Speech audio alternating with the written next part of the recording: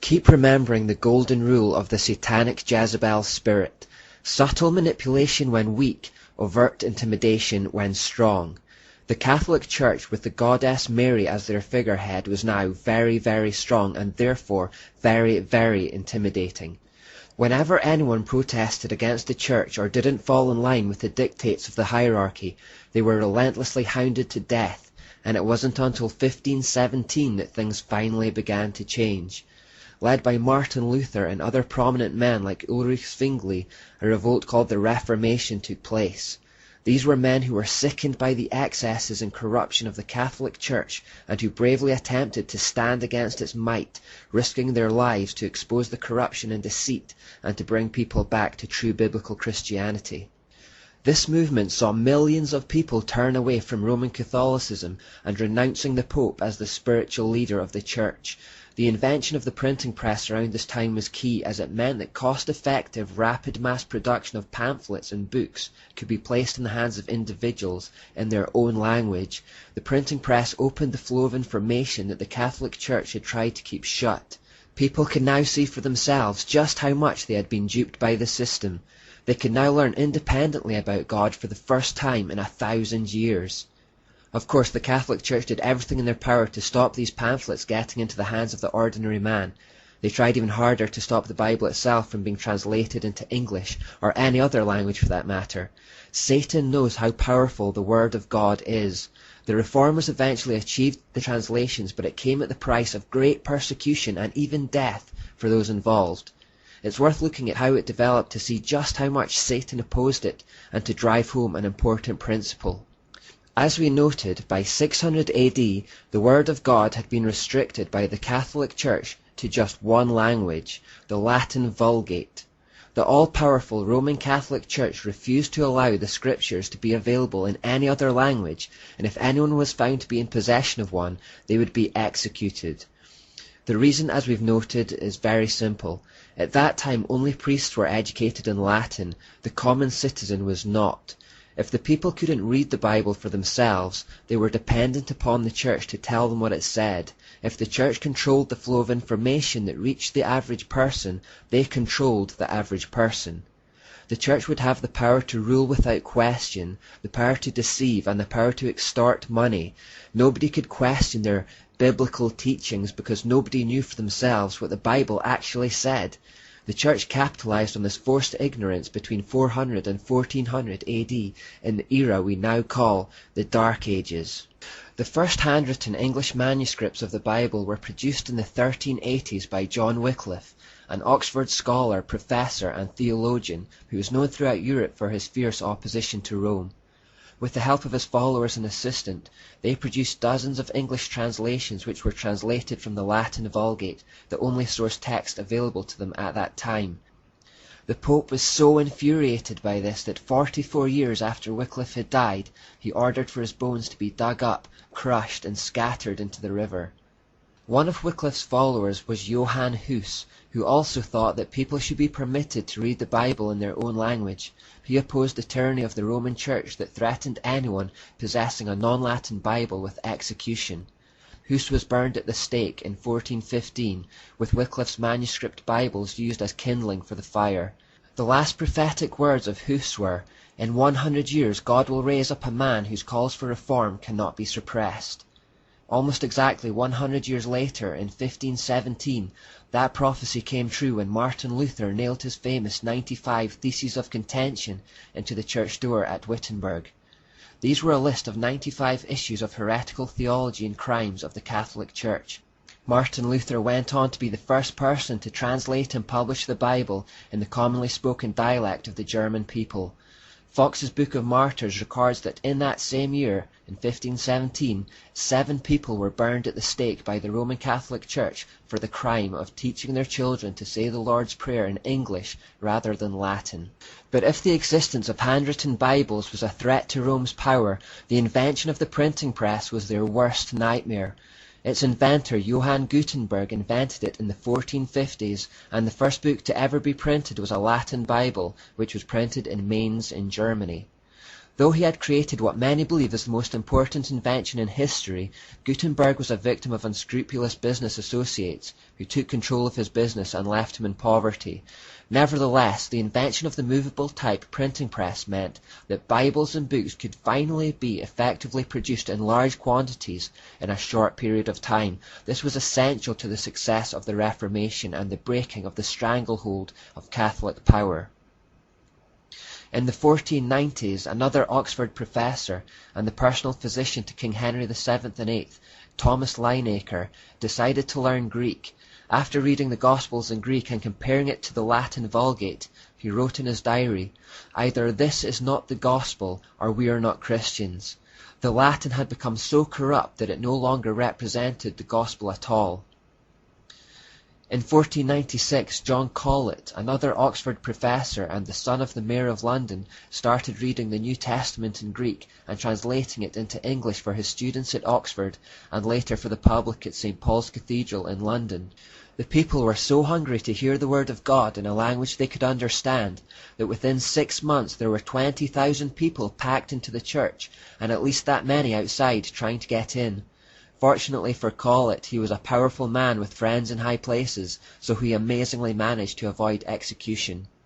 Inspired by Linacre and Colet, the great scholar Erasmus decided to correct the corrupt Latin Vulgate. In 1516, with the help of printer John Froben, he published a Greek-Latin New Testament. The Latin part was not the corrupt Vulgate, but his own fresh rendering of the text from the more accurate and reliable Greek, which he had managed to put together from half a dozen Old Greek New Testament manuscripts that he had acquired. This milestone was the first non-Latin Vulgate text of the Scripture to be produced in a millennium, and the first ever to come off a printing press. This 1516 Greek-Latin New Testament of Erasmus focused attention on just how corrupt and inaccurate the Latin Vulgate had become, and how important it was to go back to the original Greek and Hebrew languages to maintain accuracy, and to translate them faithfully into the languages of the common people. No sympathy for this illegal activity, however, was to be found from Rome. William Tyndale then became the first man to print the New Testament in the English language. Tyndale was a true scholar and a genius, so fluent in 8 languages that it was said one would think any one of them to be his native tongue. He is frequently referred to as the architect of the English language, even more so than William Shakespeare, as so many of the phrases that Tyndale coined are still in our language today. Throughout the 1520s, Luther had been using the 1516 New Testament of Erasmus to translate the New Testament into German for the first time. William Tyndale wanted to use the same 1516 Erasmus text as a source to translate and print the New Testament in English, and so he showed up on Luther's doorstep in Germany in 1525 to gain access to it, and by the year's end he had completed his translation. Word of what Tyndale was doing spread round England, and the Catholic Church placed a bounty on his head. He was constantly hunted down. God, however, foiled their plans, and in 1526 the Tyndale New Testament became the first printed edition of the Scripture in the English language. Copies of the Tyndale New Testament were burned as soon as the bishop could confiscate them, but copies trickled through and actually ended up in the bedroom of King Henry VIII. The more the king and bishop resisted its distribution, the more fascinated the general public became. The Catholic Church declared it contained thousands of errors, and they burned hundreds of New Testaments confiscated by the clergy, while in fact they burned them because they could find no errors at all. At this time people risked death by burning if caught in mere possession of Tyndale's forbidden books. Having God's word available to the public in the language of the common man was fast spelling disaster for the Catholic Church. They were losing their control on access to the Scriptures, and therefore their power and income was being threatened. They could not possibly continue to get away with selling indulgences or selling the release of loved ones from a church-manufactured purgatory.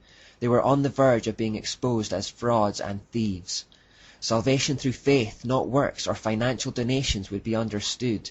The need for priests would vanish through the priesthood of all believers. The veneration of saints and Mary would be called into question. The availability of the Scriptures in English was the biggest threat imaginable to the Church.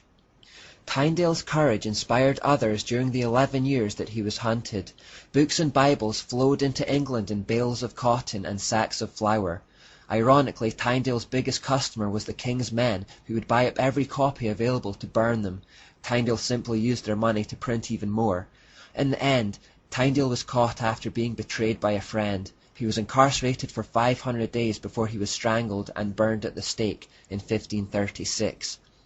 Tyndale's last words were, "O Lord, open the King of England's eyes." This prayer was answered just 3 years later in 1539, when King Henry VIII finally allowed and even funded the printing of an English Bible known as the Great Bible. Two of the men that had been inspired by Tyndale were Miles Coverdale and John Thomas Matthew Rogers. Tyndale had only translated the New Testament, but Coverdale took it upon himself to translate the Old. He teamed it with Tyndale's New Testament, and on October the 4th, 1535, the first complete English Bible came off the press. His associate John Rogers went on to print the second complete English Bible just 2 years later in 1537. It was the first English Bible translated from the original biblical languages of Hebrew and Greek. He printed it under the pseudonym Thomas Matthew, which was in tribute to Tyndale, who himself had used that name while on the run.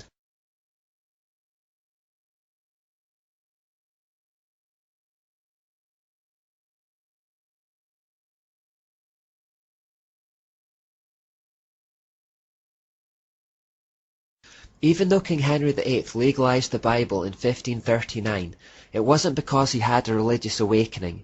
Henry had approached the Pope to ask for permission to divorce his wife and marry his mistress instead. When the Pope refused to give him that permission, Henry renounced Catholicism, divorced his wife anyway, and took the church out from under Rome's control. Instead, he made himself the head of the church in England. This new religion, neither Roman Catholic nor truly Protestant, became known as the Anglican Church or the Church of England. King Henry now essentially acted as its Pope.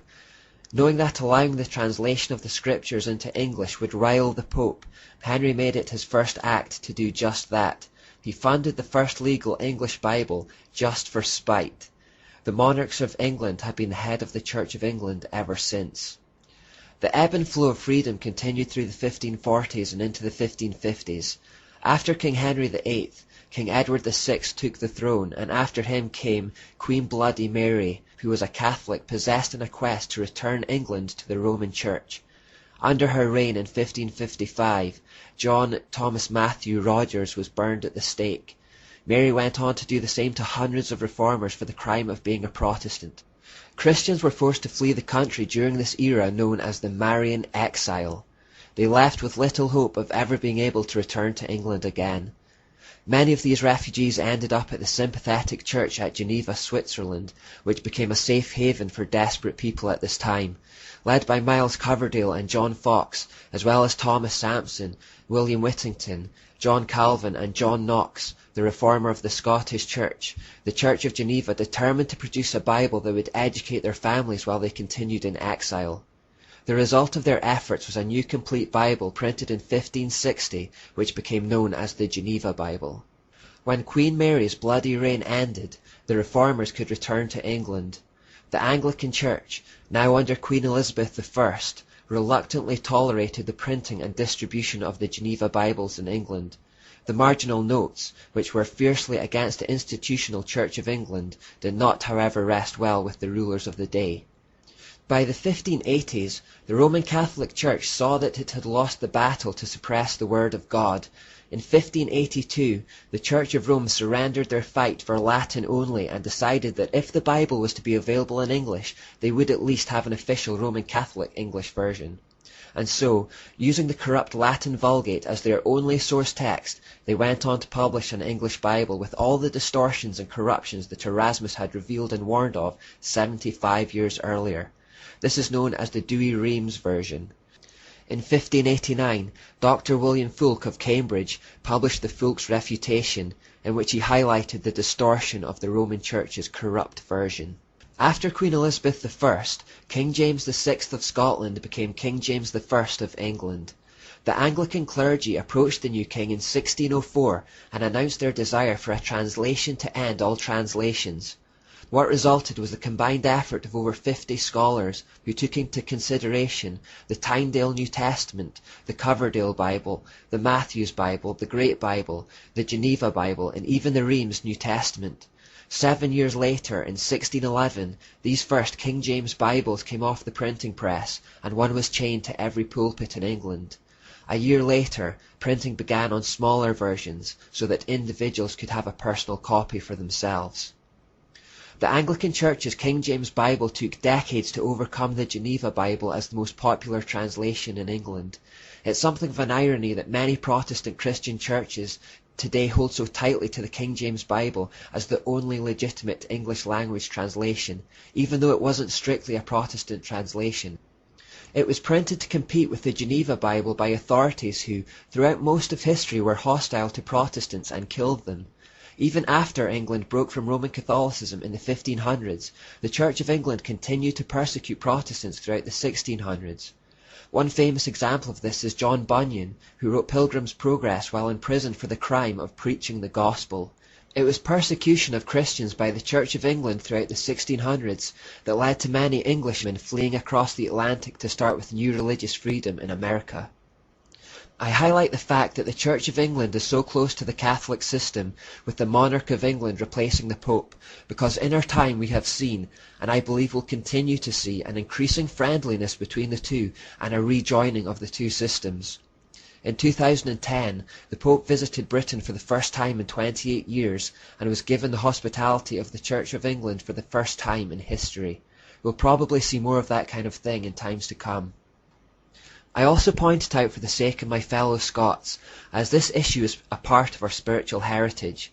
Although England never had a true Reformation and only left Catholicism because of Henry VIII's divorce, Scotland, led by John Knox, did have a true Reformation and were filled with an incredible zeal for God. The Scots believed that there should be no figurehead or human king to rule over the church because their only king was Jesus and he alone was the head of the church. Therefore, when King James VI's son, Charles I, came to Scotland in an attempt to impose his headship and the Anglican system on Scots, they rejected it and instead created a document called the National Covenant.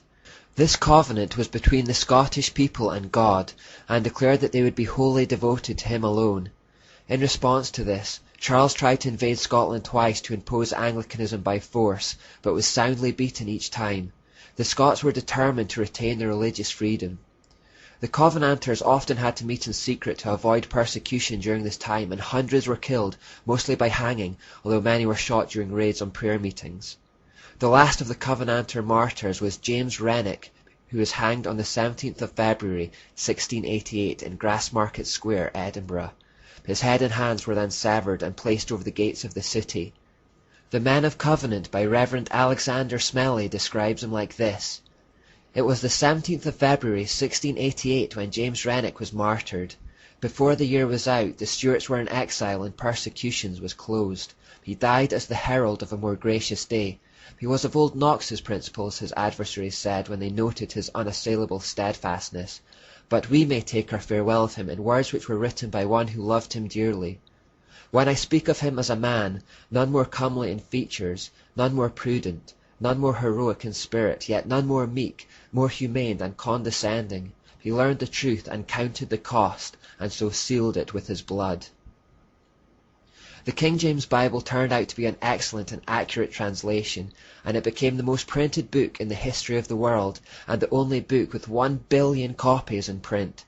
In fact, it had no rivals for over 250 years. It had taken the deaths of thousands of reformers to win the spiritual battle, but in the end their efforts were met with triumph, and it would be of benefit for millions of souls in the generations to come. Catholic control of the information flow was broken, and people can now finally read the Bible in their own language. And that's the main reason I wanted to explore the development of the Bible in this level of detail. The story of the struggle highlights the importance of the flow of information in the spiritual war. Notice how hard Satan fought to keep control of it. Knowledge is power. Satan tried to establish a hierarchy of knowledge that would create a dependency on the corrupt Catholic priests. The priests at the top of the pyramid could then control the ignorant masses for their own purposes and keep them in ignorance. Human beings could be reduced to puppets of the hierarchy, taught what to believe and how to behave. This is repeated in all occult systems. A mass of muggles controlled by an informed elite who are controlled very often without even realizing it. You see, controlling people must start with controlling what they believe, because that will dictate their actions. So notice how hard Satan battled to oppose freedom of thought and free speech, to keep control of the channels of information. Notice how he used the Catholic Church to tell people what they should think, and then used ignorance to keep people blinded, deceived, and in chains. Notice how he enforced the situation with fear, intimidation, and violence to eliminate anyone who stepped out of line and who opposed him. You may also notice the same double-pronged approach of manipulation and intimidation creeping back into our society today. As darkness encroaches in our time, our laws are changing to eliminate truly free thought and speech. We now have hate laws, for example, which prohibit Christians from speaking the truth. Stories are mounting of Christians being arrested for making public claims about God in the West. Political correctness aims to put a straitjacket on what we're allowed to say. This is coming in because Satan wants to control the information flow, what people hear and what they see. The primary flow of information in our society and in our time is the media, and if Satan can control that, then he can create a homogenized group of puppets who believe the same things and consequently behave the same way. Howard Zinn, historian and author, says, "If those in charge of our society, politicians, corporate executives, and owners of the press and television can dominate our ideas, they will be secure in their power. They will not need soldiers patrolling the streets. We will control ourselves." We'll get to the media later, but if we dare to think differently from the crowd and unplug ourselves from the system, standing for godly truth, we will then be met with intimidation of one kind or another. It's guaranteed. Plan A will control the masses, but for Christians who have access to the truth and are brave enough to speak against it, Satan will resort to Plan B.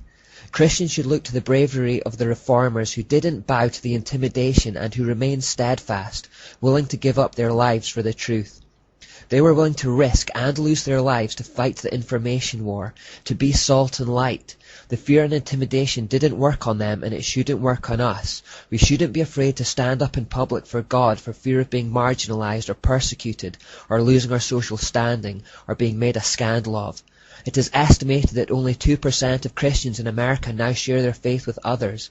With statistics like that, it seems we aren't even engaging in the information war. Satan is simply advancing unchallenged, and Christians are increasingly being pushed back into the margins of society.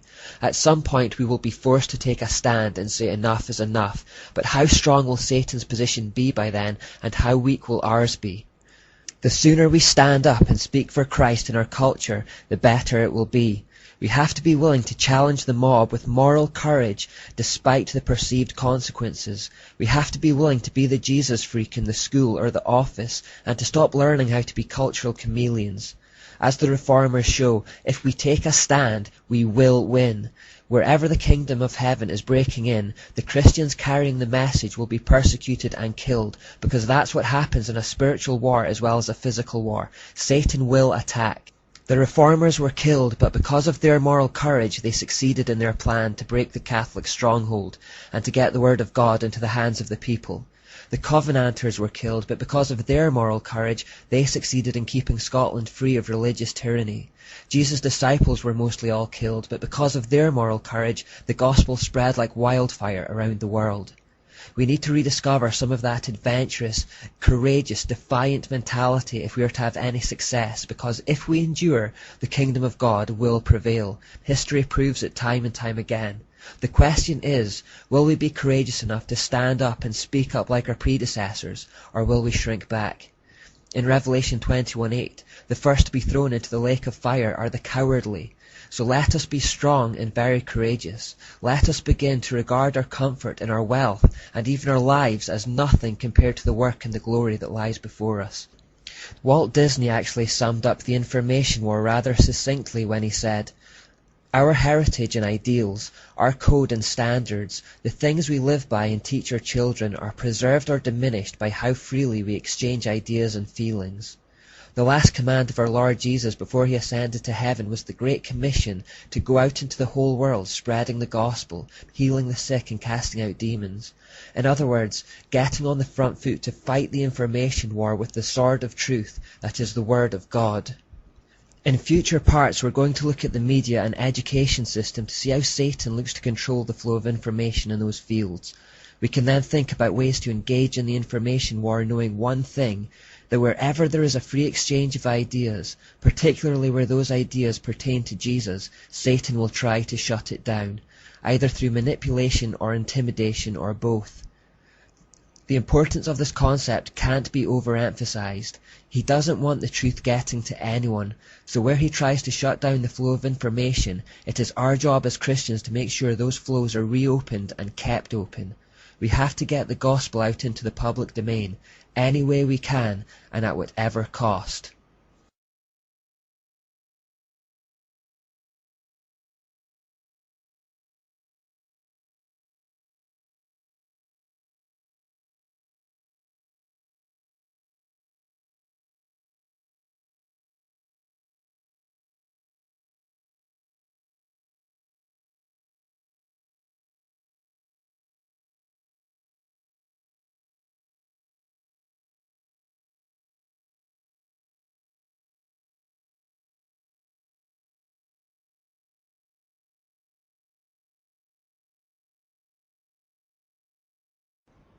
When the Reformation threatened the power of the Catholic Church and drew millions of people away from its clutches, Satan established a counter-Reformation designed to nullify the threat and reassert its position of dominance. At the Council of Trent from 1545 to 1563, a commission of cardinals was put together to clean up the Catholic Church and to reassert its position of authority as the only true Church of God. Fundamental to this movement was the establishment of new religious orders. The most famous order to be created at this time, and the one that has gone on to become the largest in the world, was the Society of Jesus, or as they are more commonly known, the Jesuits. They would become one of the most infamous organizations in history. It's important we explore the Jesuits because it gives us deep insight into the mind and tactics of our enemy, but for that same reason I want to preface it with a warning that the next few parts will be dealing with some very twisted and evil themes. The founder of the Jesuits was a man called Don Inigo Lopez, who was born into an extremely wealthy family in the Basque region of Spain in 1491. He later changed his name to Ignatius Loyola. As a young man, Loyola was said by police records to be proud, violent, vindictive, and dangerous. His great life's ambition was to become a powerful military commander, which was going well until one particular battle where a cannonball broke one of his legs and heavily wounded the other. This event effectively ended his military ambitions. He was removed from the field of battle, underwent numerous painful surgical operations, and spent a long time in recovery. During this period, Loyola had a nervous breakdown as he struggled to come to terms with the end of his army career and the end of his life's ambition. In this fragile mental state, as he lay there with little else to occupy his mind, he began reading a number of fanciful religious texts about the works of the Catholic saints. Particularly inspired by the life of St. Francis of Assisi, he set out to emulate his deeds and those of others like him. He began to envision Jesus as a type of great military commander, and thought that although his physical army career was over, he could instead become a kind of general in Jesus' army instead, the goal of which would be to capture the world. Now as a cripple, he made his way across Spain to the mountains of Montserrat, where there was a Benedictine monastery. Within this monastery was a sacred goddess idol called the Black Virgin of Montserrat, which he stood before in vigil for 3 days. There he committed himself and his work to her. By doing so, he committed himself to the demonic goddess Asherah. From here, he decided that he would go to Jerusalem and conquer the Muslim world for Catholicism. His ambitions were halted, however, as Barcelona had the plague, and he was forced to stay in the small town of Manresa for 10 months instead. For those 10 months, he lived in a cave, torturing himself physically and mentally, until he began to have dreams and visions. Through these hallucinations he claimed that the secret doctrine of the Catholic Church was taught to him by a form in the air near him, and this form gave him much consolation because it was exceedingly beautiful. It somehow seemed to have the shape of a serpent and had many things that shone like eyes but were not eyes. He received much delight and consolation from gazing upon this object, but when the object vanished, he became disconsolate. Here we see the telltale signs of a demonic cave revelation, exactly like that which Muhammad experienced. More explicitly than Muhammad's encounter, the being came in the form of a serpent rather than an angel of light. Similar to Muhammad, Loyola found himself prone to depression after contact. After the 10-month period in the cave, Loyola proceeded to Jerusalem, where he approached the Franciscan monks. They told him to go home as they did not want any political trouble. It was upon his return to Spain that he started formal training by studying theology at various universities. At this time he, along with a small band of companions, also started making disciples of others. While Loyola preached, it was noted that some of his female followers became so hysterically zealous that one fell senseless, another sometimes rolled about on the ground, another had been seen in the grip of convulsions or shuddering and sweating in anguish. Clearly demonic activity was at work following his cave experience and commitment to the demonic Ashra idol, and for the rest of his life he was known for having mystic powers. In the coming years he would be thrown into jail twice under the suspicion that he was a member of the Alumbrado, or as we know them, the Illuminati, and we'll discover more about them later. The description of people falling senseless and going into convulsions may remind you of scenes from Christian churches in recent times. To deal with that, I want to refer you to a 3-part series called Kundalini Warning, which I'll provide links for below. Please watch all the way to the end for a balanced opinion. By 1534, Ignatius Loyola had 6 key companions, all of whom he had met at university, and they formed the initial military brotherhood of the Society of Jesus. On the morning of 15th of August, 1534, they met in the crypt of the Church of Our Lady of the Martyrs at Montmartre, and took solemn vows committing themselves to their lifelong work. As a man with an army background, Loyola created his order with the principles and disciplines that he had been used to as a soldier. The leader demanded the unquestioning obedience from his inferiors. Loyola was made the first superior general of the order, and they began the work of opposing the Reformation and re-establishing the dominance of the Catholic Church in Europe and around the world. They made their way to Rome where, in time, their society was accepted by the Pope, who at that time was Paul III. Paul III had seen the need of such a military order to repel the progress that the Protestant Reformation was making, as the Catholic Church seemed powerless by its own means. The Pope invested in them the authority to excommunicate all who would hinder or who do not aid the society, to confer orders, preach and administer the sacraments, to change their general, to absolve heretics as well as imprison the excommunicate, to exercise episcopal functions, to confirm, exercise, dispense, etc., to disguise themselves, to carry movable altars, give plenary indulgences, to live exempt, free from secular powers, taxes, as well as jurisdiction, authority, sentence, and command of any other ordinary delegate, judge, magistrate, from any search. In other words, the Jesuits were given authority from the Catholic Church to operate above the law and to employ any means necessary to do their work. With this remit, in time, the Jesuits became the most prominent and powerful of Catholic weapons against the Reformation.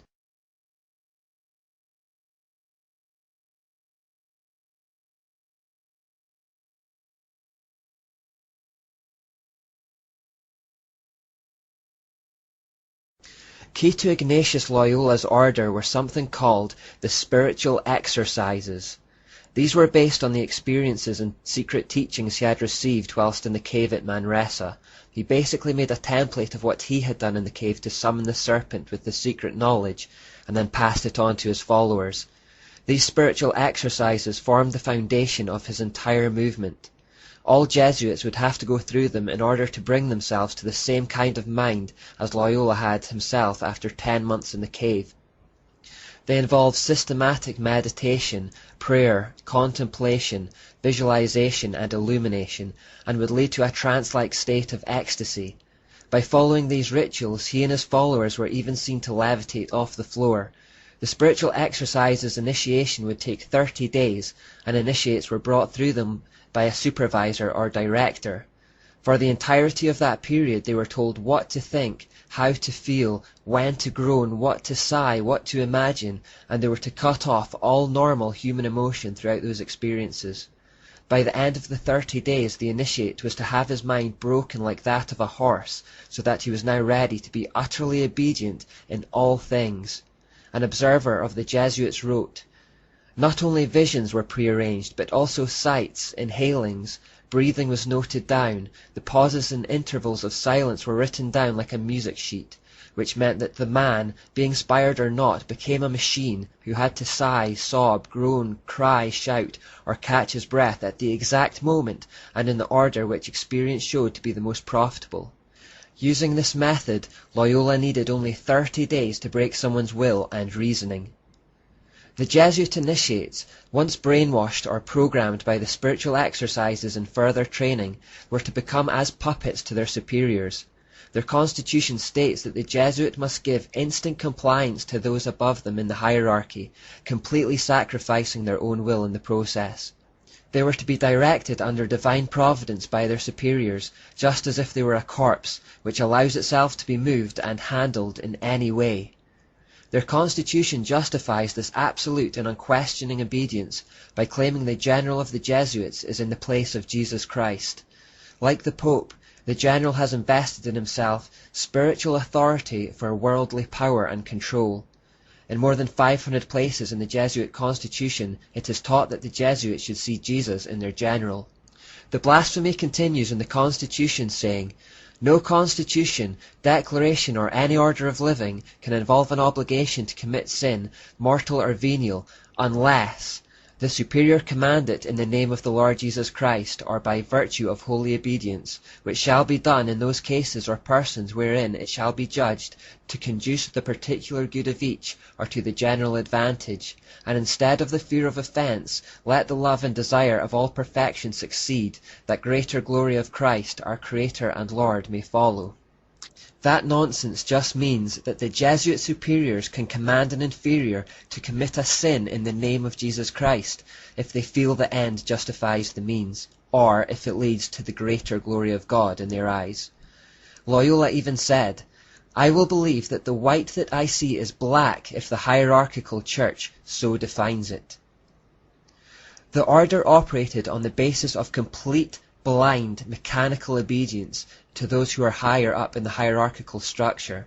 The entire organization in turn would be at the disposal of the Pope as an army of the most zealous and dedicated spiritual warriors for the Vatican. They specialized in warfare by stealth and deception to undermine the enemy being true Christians of the Reformation. We gain the fullest understanding of their deceitfully wicked intentions if we read their oath, and so we'll go through that in the next part. But before we leave the spiritual exercises, another warning against deception. Paul wrote to Timothy that towards the end of time, people would begin to abandon the faith and instead follow deceiving spirits and things taught by demons. Here are the words of popular American pastor Tony Campolo in his letter called "Becoming Actualized Christians." I learned about this way of having a born-again experience from reading Catholic mystics, especially the spiritual exercises of Ignatius Loyola. Ignatius, a founder of the Jesuit order, was once a soldier, and it was only when he spent a long time in a hospital bed recovering from a battle wound that his heart and mind focused on God. Like most Catholic mystics, he developed an intense desire to experience a oneness with God. Gradually, he came to feel an intense yearning for the kind of spiritual purity that he believed would enable him to experience the fullness of God's presence within. Tony Campolo goes on to say, "After the Reformation, we Protestants left behind much that was troubling about Roman Catholicism of the 15th century. I am convinced we left too much behind. The methods of praying employed by the likes of Ignatius have become precious to me. With the help of some Catholic saints, my prayer life has deepened." We know that behind the Catholic saints are demons, and we know that the spiritual exercises are satanic. Beware the emergent church movement in particular, which we'll look at later in some depth. Satan is trying to sneak his poison into Christianity, and this is why it's so important we study this stuff, so that we're not led astray through lack of knowledge, and so that we learn to recognize deception and evil even when it comes disguised as an angel of light through the lips of people who claim to be on God's side.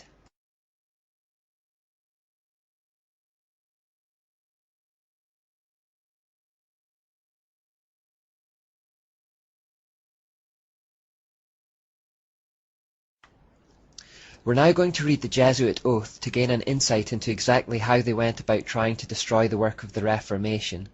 When I warned that we'd be going into some twisted and disturbing stuff, this is one of the things I had in mind.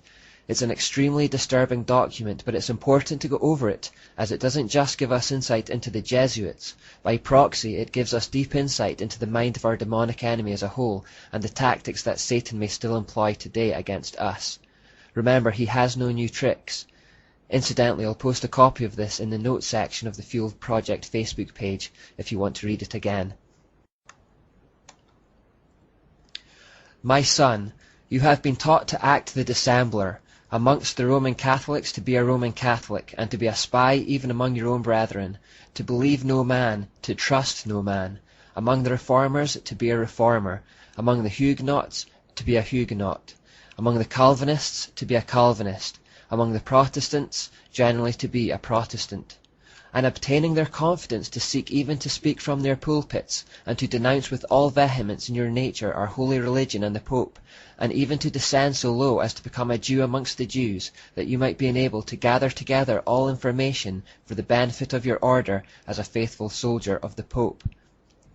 You have been taught to insidiously plant the seeds of jealousy and hatred between states that were at peace, and incite them to deeds of blood involving them in war with each other, and to create revolutions and civil wars in communities, provinces and countries that were independent and prosperous, cultivating the arts and the sciences, and enjoying the blessings of peace. To take sides with the combatants, and to act secretly in concert with your brother Jesuit, who might be engaged on the other side, but openly opposed to that which you might be connected, only that the Church might be the gainer in the end, in the conditions fixed in the treaties for peace, and that in the end justifies the means. You have been taught your duties as a spy to gather all statistics, facts and information in your power from every source, to ingratiate yourself into the confidence of the family circle of Protestants and heretics of every class and character, as well as that of the merchant, the banker, the lawyer, amongst the schools and universities, in parliament and legislatures, and in the judiciaries and councils of state, and to be all things to all men for the Pope's sake, whose servants we are unto death. You have received all your instructions heretofore as a novice, a neophyte, and have served as a coadjutor, confessor, and priest, but you have not yet been invested with all that is necessary to command in the army of Loyola in the service of the Pope. You must serve the proper time as the instrument and executioner as directed by your superiors, for none can command here who has not consecrated his labours with the blood of the heretic, for without the shedding of blood no man can be saved. Therefore, to fit yourself for your work and make your own salvation sure, you will, in addition to your former oath of obedience to your order and allegiance to the Pope, repeat after me.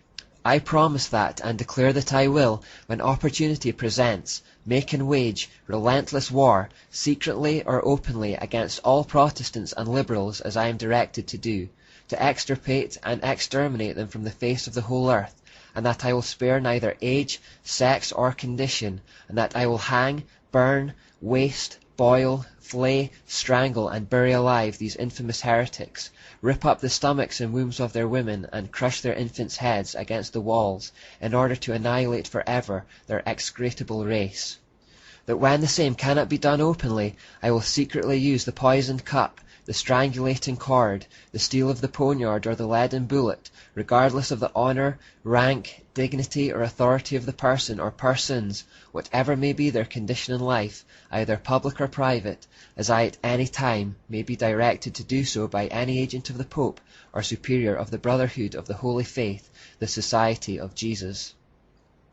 By reading these words we gain a full appreciation of their shocking tactics, which can be summed up like this. Their intention was to become part of the faith, system, culture, or group that they intended to destroy. Then from within they would sow seeds of hate and division. Their method was to present themselves as one thing on the surface, but to be secretly working away with each other for a very different purpose behind the scenes. They would sometimes pretend to be enemies on opposing sides in public, but behind the scenes they were actually cohorts, working together towards the same goal. This type of attack is sometimes referred to as becoming a fifth column, meaning that the most effective way to attack something is not from the north or the south or the east or the west, but from within. Cicero once said, A nation can survive its fools and even the ambitious, but it cannot survive treason from within. An enemy at the gates is less formidable, for he is known and he carries his banners openly. But the traitor moves among those within the gates freely, his sly whispers rustling through all the alleys, heard in the very halls of government itself. For the traitor appears not traitor, he speaks in the accents familiar to his victims, and he wears their face and their garments, and he appeals to the baseness that lies deep in the hearts of all men. He rots the soul of a nation, he works secretly and unknown in the night, to undermine the pillars of a city. He infects the body politic, so that it can no longer resist. A murderer is less to be feared. The fifth column tactic is of course a trademark of Satan. It was the very tactic he used to persuade a third of the angels to fall with him and to become his army of demons. He went around whispering in the ears of anyone who would listen to turn them against God. More recently, ex-witches have spoken of being assigned to local churches by their coven with the aim of being involved in the congregation on the surface, but all the while secretly working against it from within, frustrating its aims and unity. If something is attacked from without, it will put up its defenses and fight back. But if, by using deceit, the attacker can become part of the thing it wishes to destroy and gains the trust of those involved, they can take it down from within. But could we really expect any human being to carry out the acts described in this monstrous Jesuit oath? Well, remember that the spiritual exercises were designed to eliminate all human emotion and to turn the men into machines. And just as demonic influence was so clearly at work in Loyola's cave experience, so they are involved in the spiritual exercises. H. Boehmer in Les Jesuits writes, "We imbue unto him spiritual forces which he would find very difficult to eliminate later. These forces can come up again to the surface, sometimes after years of not even mentioning them, and become so imperative that the will finds itself unable to oppose any obstacle, and has to follow their irresistible impulse." In other words, through the spiritual exercises, the Jesuit initiate becomes possessed and finds themselves compelled to act according to the will of these demonic forces within.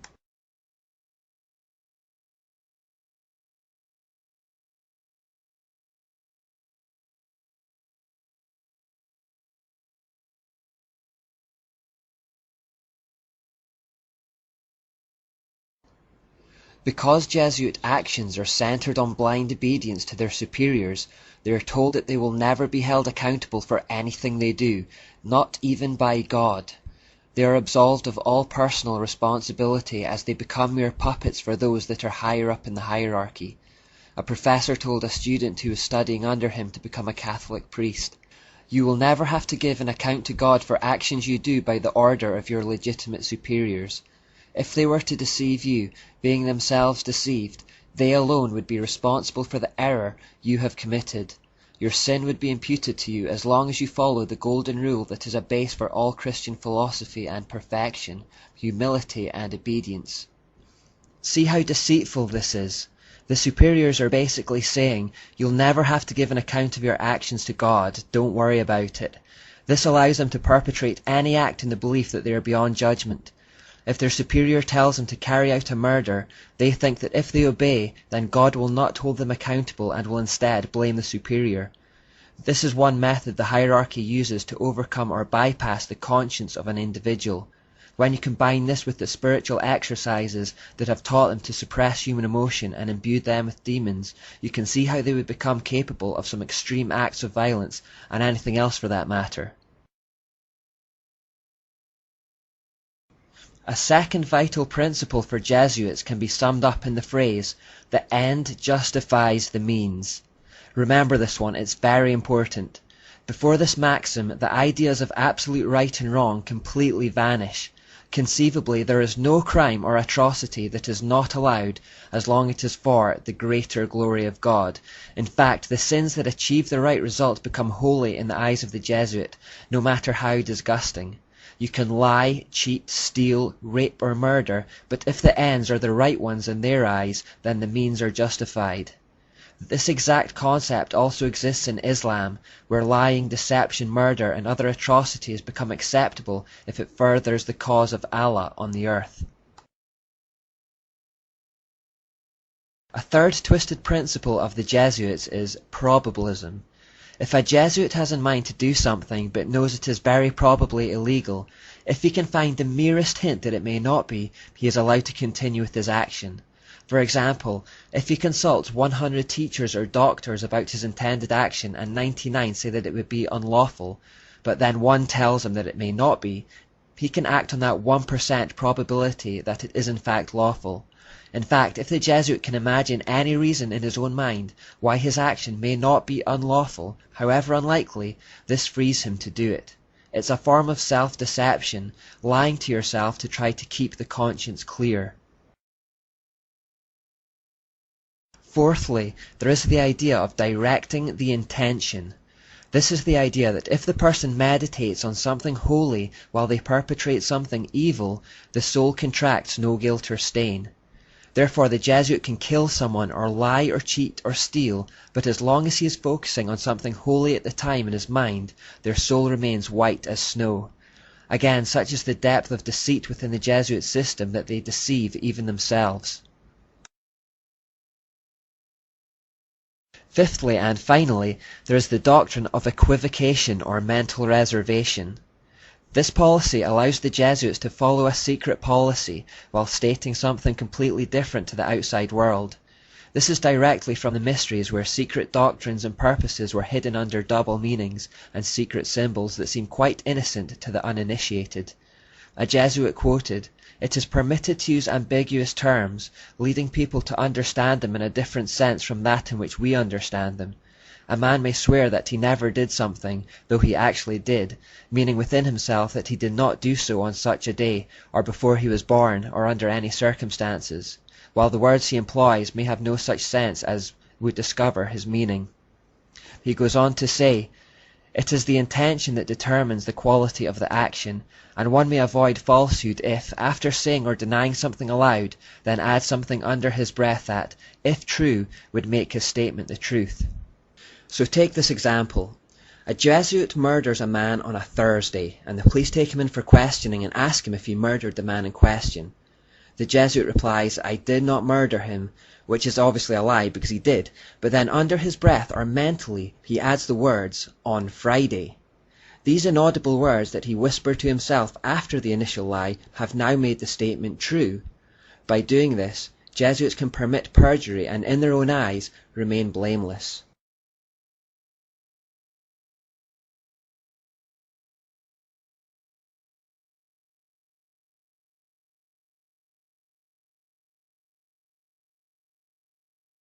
The Jesuits expanded quickly around Europe. One of the primary ways in which they went about reclaiming some of the ground that had been lost to the Protestant reformers was to establish schools of education in various locations.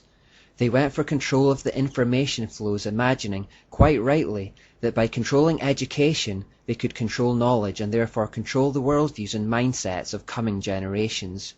If you go to the Jesuit Boston College website today, you'll see a part where they admit, "When in 1547 Ignatius was asked to open a school in Sicily for young men who were not Jesuits, he seems to have seen the opportunity as a powerful means of forming the mind and the soul. To bring people to God, he sought to form those who, in their turn, would form or influence many others." These schools that catered for children of all ages soon spread across the world as part of a covert campaign to turn people back to Rome. The key to it was that, unlike other Catholic institutions, the Jesuit schools actively encouraged Protestant children to enroll. This tactic gave them an opportunity to indoctrinate future generations with the rites, ceremonies, and symbols of Rome. They particularly wanted to target the children of rich and influential Protestant families because they knew that what was taught to them would have a trickle-down effect on the rest of society. Like Jezebel herself, the Jezebel spirit goes for the powerful men who will influence others.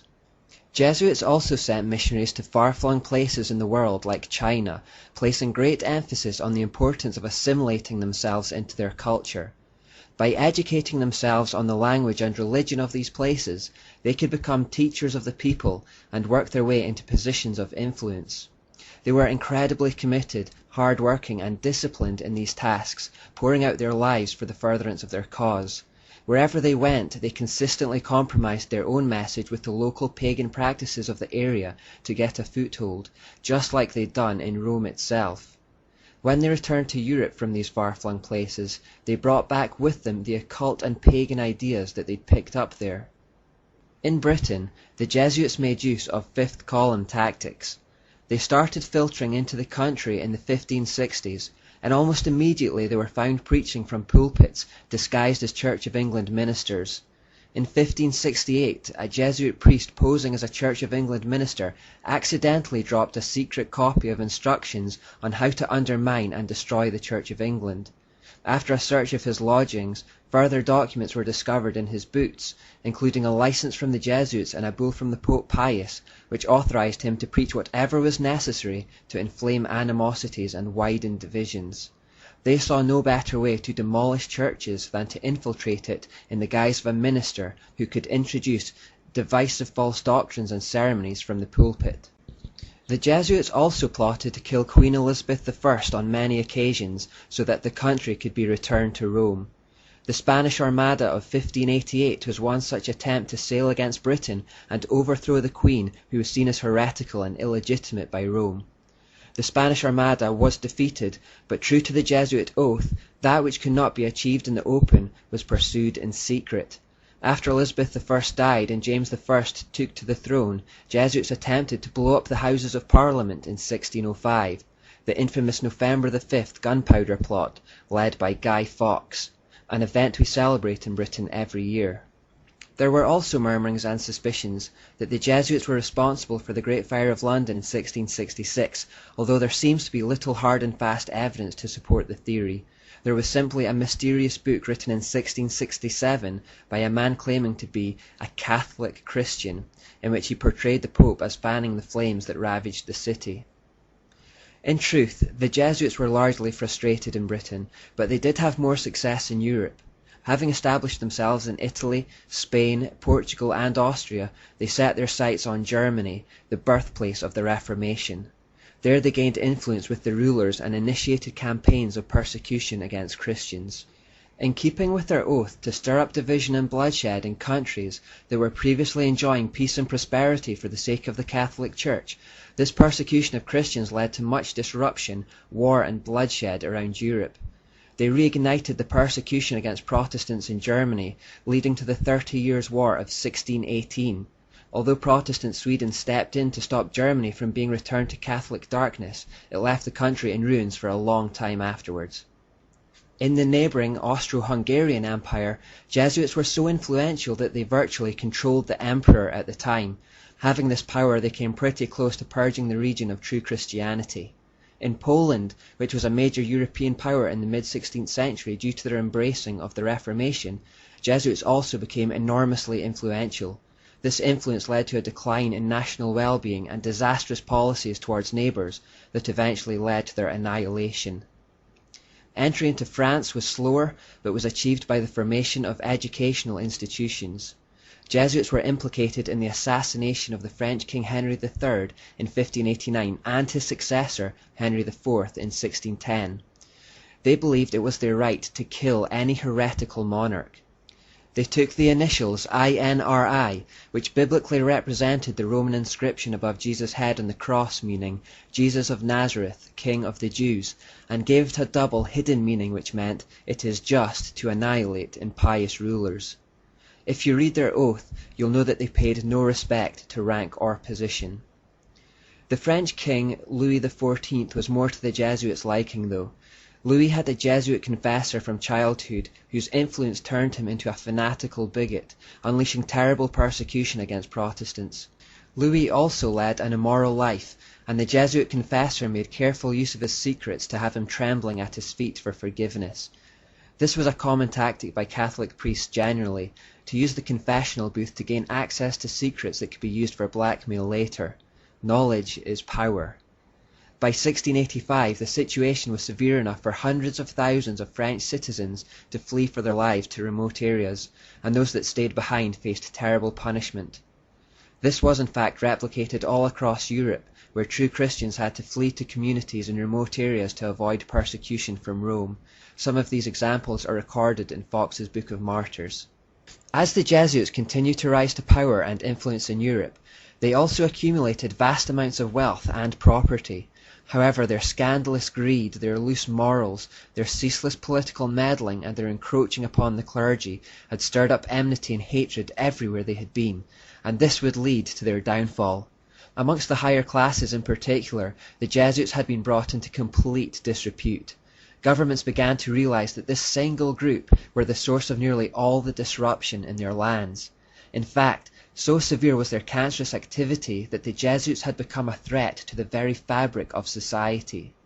Nations could stand it no longer, and the Jesuits were systematically driven out from previously friendly Romanist countries during the period of 1760 to 1770.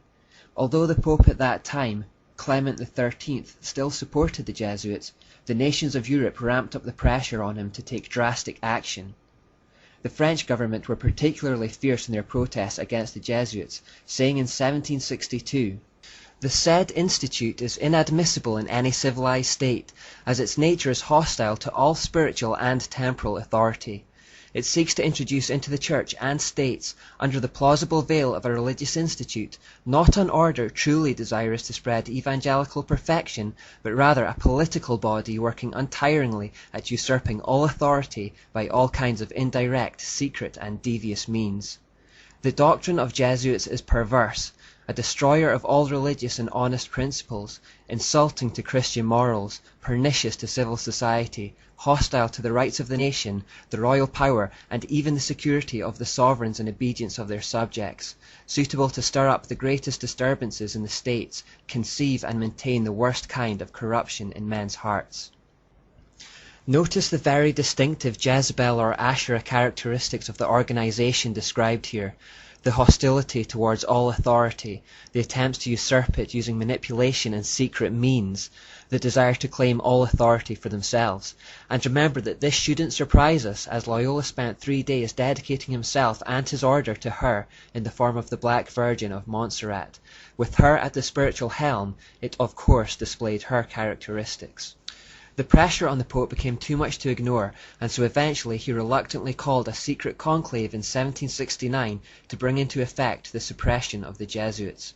Mysteriously, he died the evening before the meeting could be held. It was strongly suspected, of course, that the Jesuits had been the perpetrators of the murder. The next Pope, Clement XIV, tried to reform the Jesuits to no avail, and after further pressure from the monarchs of Europe, he finally abolished them in 1773. A year later, he was dead by poisoning, with the Jesuits again at the top of the suspected list. At that point, the Jesuits were forced to secularize themselves, and on the surface at least, they disappeared from society, except in Russia where they were allowed to continue as normal. The Russians wanted to use their skills to subdue the recently conquered Polish people. In return for their help, the Russians would give the Jesuits refuge. Since it was the Jesuits who were largely responsible for the weakening and destruction of Poland in the first place, the people of Poland have more reason than most to feel animosity towards the order. With the Jesuit order more or less finished as an effective religious weapon, though, Satan needed to change tack in his continued war against Jews and Christians. This change occurred in the Age of the Enlightenment.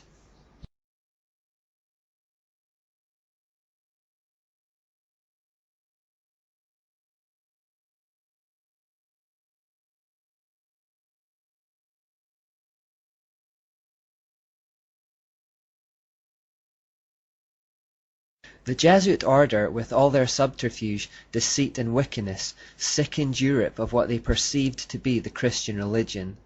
Just like when Catholics were keeping people locked in ignorance to perpetuate their own lust for power during the Dark Ages, just like when they were launching crusades and inquisitions and imposing torture and death on anyone who didn't conform to their faith, just like when they were amassing wealth at the expense of innocent people using extortion, fear, and intimidation, this had all been conducted under the banner of the Christian cross. When they committed their atrocities, they did so using the name of Jesus Christ. Therefore, when people saw all this, they quite understandably thought they were seeing true Christianity. When they saw the Jesuits, they thought they were seeing a Christian order. When they saw Catholicism, they thought they were seeing true faith. They thought they were seeing the natural outworking of God's religion, and so they turned on that God. This anger towards the wickedness of the Jesuits and Catholicism ignited a movement called the Enlightenment. Today God's reputation is still unfairly tarnished in the same way by the acts of the Catholics and Jesuits. For example, when a Christian condemns Muslim terrorists for blowing up buildings in the name of Allah, it's not uncommon to hear a retort along the lines of, well, Christianity doesn't exactly have a good track record either, does it? What about the Crusades? Or what about the Inquisition? And many Christians are either left without an answer to this, or feel like they have to defend the Crusades or attempt to pass it off as a mere blot in the copybook of Christian history. The fact is that the Crusades were not a Christian endeavour at all, they were a Catholic endeavour, and as I've hopefully shown in the previous section, those are very different things. As I also hope to show, many of the people being tortured and killed by the Catholic Inquisition were in fact true Christians. That's not to say that Christians have always behaved impeccably, but the gods behind Catholicism are Baal, Asherah, and ultimately Lucifer or Satan. As we've seen, the Jesuit order in particular was dedicated to the Asherah goddess, but many Christians still don't understand this, let alone non-Christians, and I hope I've done something to clear that up. When I think of the Jesuits, I tend to think of them as spiritual suicide bombers. Sure, all the people of the nations of Europe turned on them, and sure they were run out of every country in Europe and ruined their reputation, but vitally for Satan, at the exact same time, they also took down God's reputation with them. People turned on the God they thought the Jesuits represented. It was fifth column tactics. The Jesuits pretended to be a part of the thing they wished to destroy. So in the 18th century, for the very first time in world history, in an attempt to escape all the religious turmoil that had dogged the world ever since the Catholic Church had risen to power, people attempted to create a godless society which would be free of the kind of corruption and tyranny they had become accustomed to from that Roman Church. We sometimes think of the Enlightenment as a neutral movement to pursue reason and science, as some kind of natural evolution of mankind, where a light bulb suddenly went off above our heads and we realized God was silly. In reality, it was a reaction to something. It was first and foremost, at its heart, an anti-God movement. Reading the quotes of the intellectual leaders of the time, this becomes apparent. Voltaire said, "You will notice that in all disputes between Christians since the birth of the Church, Rome has always favoured the doctrine which most completely subjugated the human mind and annihilated reason." He also said, "As you know, the Inquisition is an admirable and wholly Christian invention to make the Pope and the monks more powerful and turn a whole kingdom into hypocrites." He also said, "Every sensible man, every honourable man, must hold the Christian sect in horror." H.G. Wells said, "The greatest evil in the world today is the Christian religion.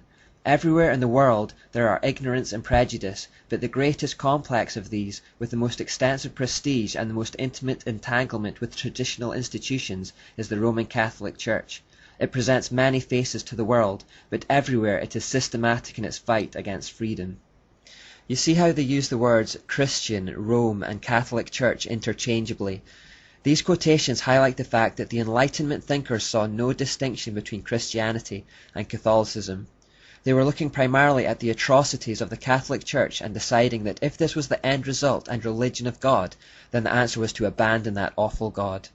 Instead, they would turn to knowledge and science for the answers. They would make themselves the centre of all things. Like Adam and Eve, they would turn away from the tree of life and put their hope in the tree of knowledge. Like Adam and Eve, they would not see that they had in fact been deceived by the serpent who had whispered into their ears that God was a wrathful deity of hate, intent on keeping their minds in darkness and ignorance. The early Enlightenment thinkers had a fairly big problem, however, in their attempt to create a godless society. You see, if they took God out of the picture, they had no idea where all this came from and how it all got started.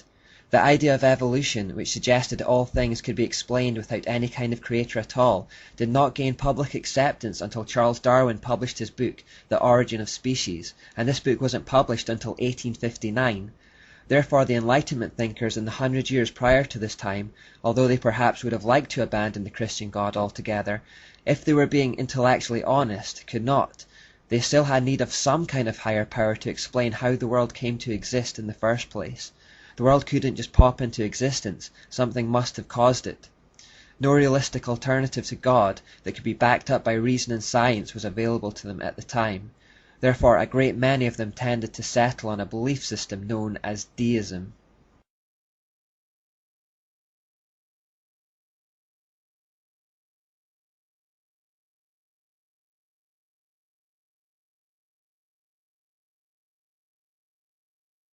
What deism exactly means is quite blurry, as there are various nuances, but the basic idea behind it is that there is some kind of creator, but that after he created everything, he basically sat back and let everyone get on with it. The most commonly used illustration to explain deism is that it's like winding up a clock and then letting it run down by itself. We don't interfere with the clock after it's been wound. The natural mechanisms built into the clock see to it that the hands keep moving around the face as they should. The deist God, therefore, is one that doesn't interact with human affairs as such, but can be determined using reason and observation of the natural world alone, the natural mechanisms of it, if you like. Because he doesn't interact with human affairs, deists believe God had given no direct revelations to any human being. Therefore, all holy books are mere human interpretations of a universal truth. They all contain some strands of wisdom and are of some interest, but none could be considered to be the absolute truth, direct from the mouth of God. None could lay claim to being a perfect and direct revelation. Deists believe that all gods of the world were basically the same one by different names, and that one person couldn't say that his god was any higher than another. This idea that people should abandon ideas of absolute truths largely came about because people had become fed up of religious wars. Instead of everyone fighting about who was the right God, the peaceful solution was to say that everyone was right, everyone had a piece of the truth, and therefore God became less well defined and more subjective. He could be whatever you wanted him to be, and you could call him whatever you wanted to call him. Many deists tended to settle on general and impersonal names, such as Providence. This generalized God was involved in all the seemingly diverse religions and observable in nature, but you couldn't know him personally. Deism was a forerunner to pantheism, not just that God is observable in nature, but that God is nature. God is the trees, the stones, the birds, the rivers.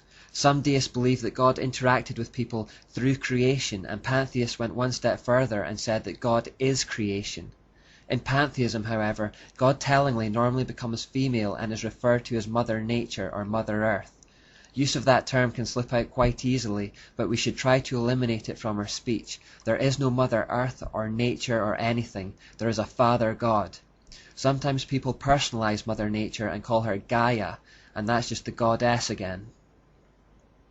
Deism was also the forerunner to universalism, the idea that everyone will get to heaven through belief in their own gods. Because they thought that all the different names people had for God were referring to the same one, it didn't really matter which one you believed in. Deists, in keeping with the increasing bent towards science, began thinking of God in scientific terms. They began referring to him by the umbrella term, the Grand Architect of the universe. The Grand Architect was thought to have a plan for that universe, but deists believe it would come about through the natural actions of men. Like the wound-up clock, the world is ticking towards its inevitable and natural conclusion. Men would fulfill this plan as they acquired knowledge and evolved towards enlightenment. What people were effectively doing was minimizing God. They couldn't do without him altogether, but they didn't like this idea that he was involved in everyday life. Deism was the middle ground that people required prior to Darwin's theory of evolution.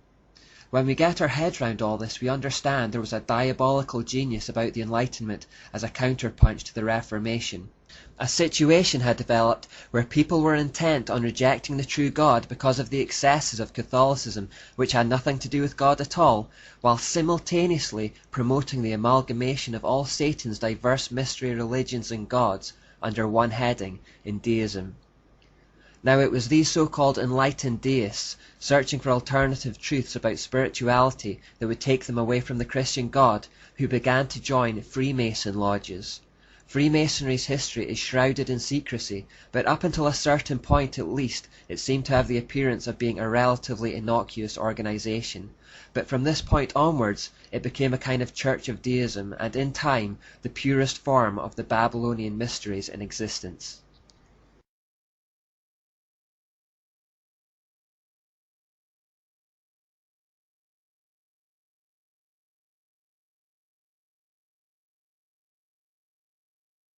Freemasonry began with the skilled stonemasons of medieval England, Scotland, and France.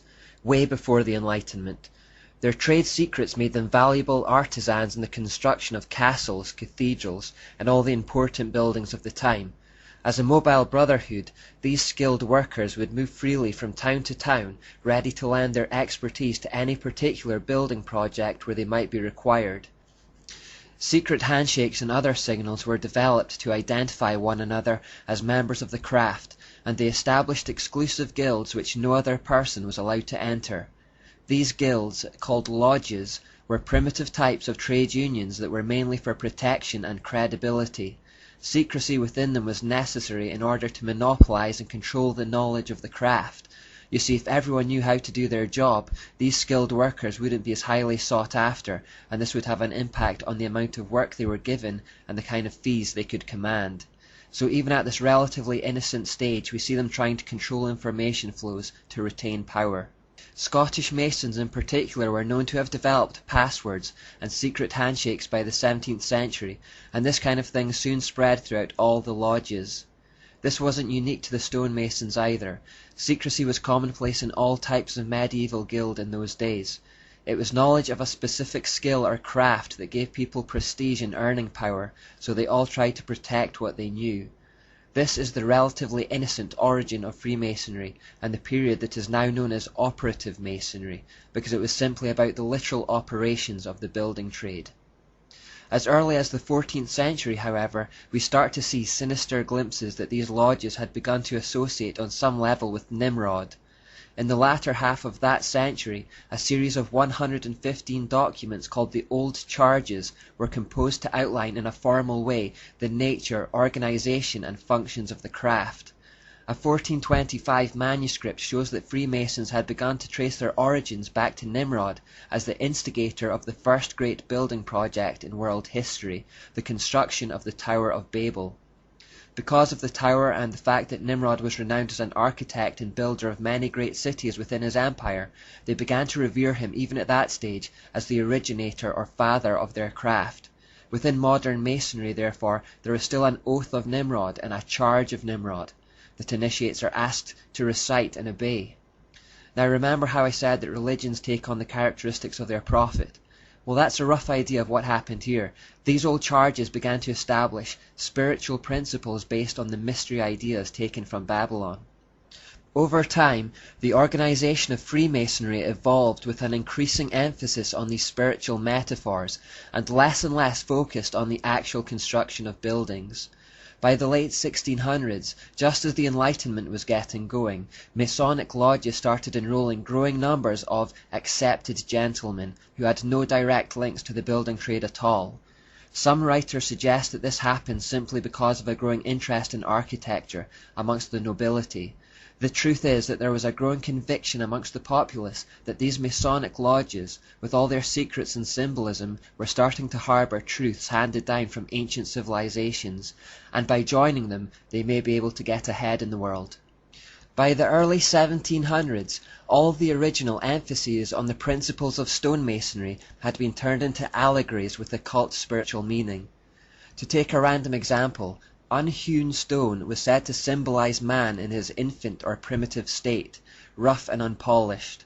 Polished stone was on the other hand representative of man in the decline of years after a regular well-spent life in acts of piety and virtue which cannot otherwise be tried and approved than by the square of God's word and the compass of his own self-convincing conscience. As illustrated here, tools of the trade such as the square and compass were used to describe spiritual and philosophical ideas. When people turned away from God in the Enlightenment, the spiritual vacuum was filled by Freemasonry. Politicians, scientists, even clergymen, the most influential and powerful enlightened movers and shakers of the day, were the new initiates. Freemasonry stopped being about the operative building trade and instead became what's referred to as speculative, because it had nothing to do with the physical building trade anymore and did instead speculate as to the true spiritual meanings behind the original symbols. The interest in Nimrod and Babylon had taken over their whole organization. The new initiates saw themselves not as builders of cathedrals and castles, but builders of a new society that would be free of religious tyranny. It would be based on the so-called enlightened truths handed down from ancient times. The first Grand Lodge of Freemasonry was established in 1717, and this is generally held to be the official beginning of speculative Masonry. Freemasonry at this point effectively became the Church of Deism. It was also from this point that Freemasonry effectively became the truest form of the ancient mysteries in the world, having gathered ancient wisdom from all the mystery religions throughout history. Freemasonry then leads us on to the infamous Illuminati.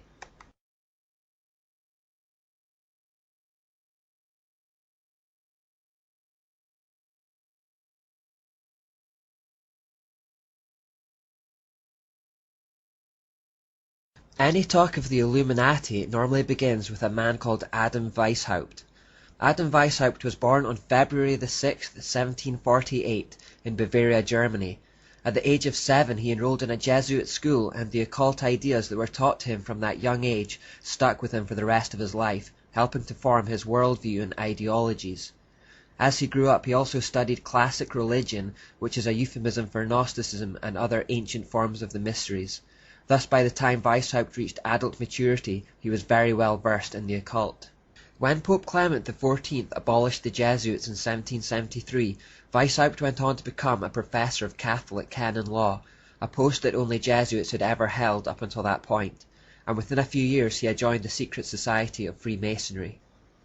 Now when Adam Weishaupt joined Freemasonry in the 1770s, it had already long been a fully occult society, but it was organized into the telltale pyramid-shaped knowledge hierarchy.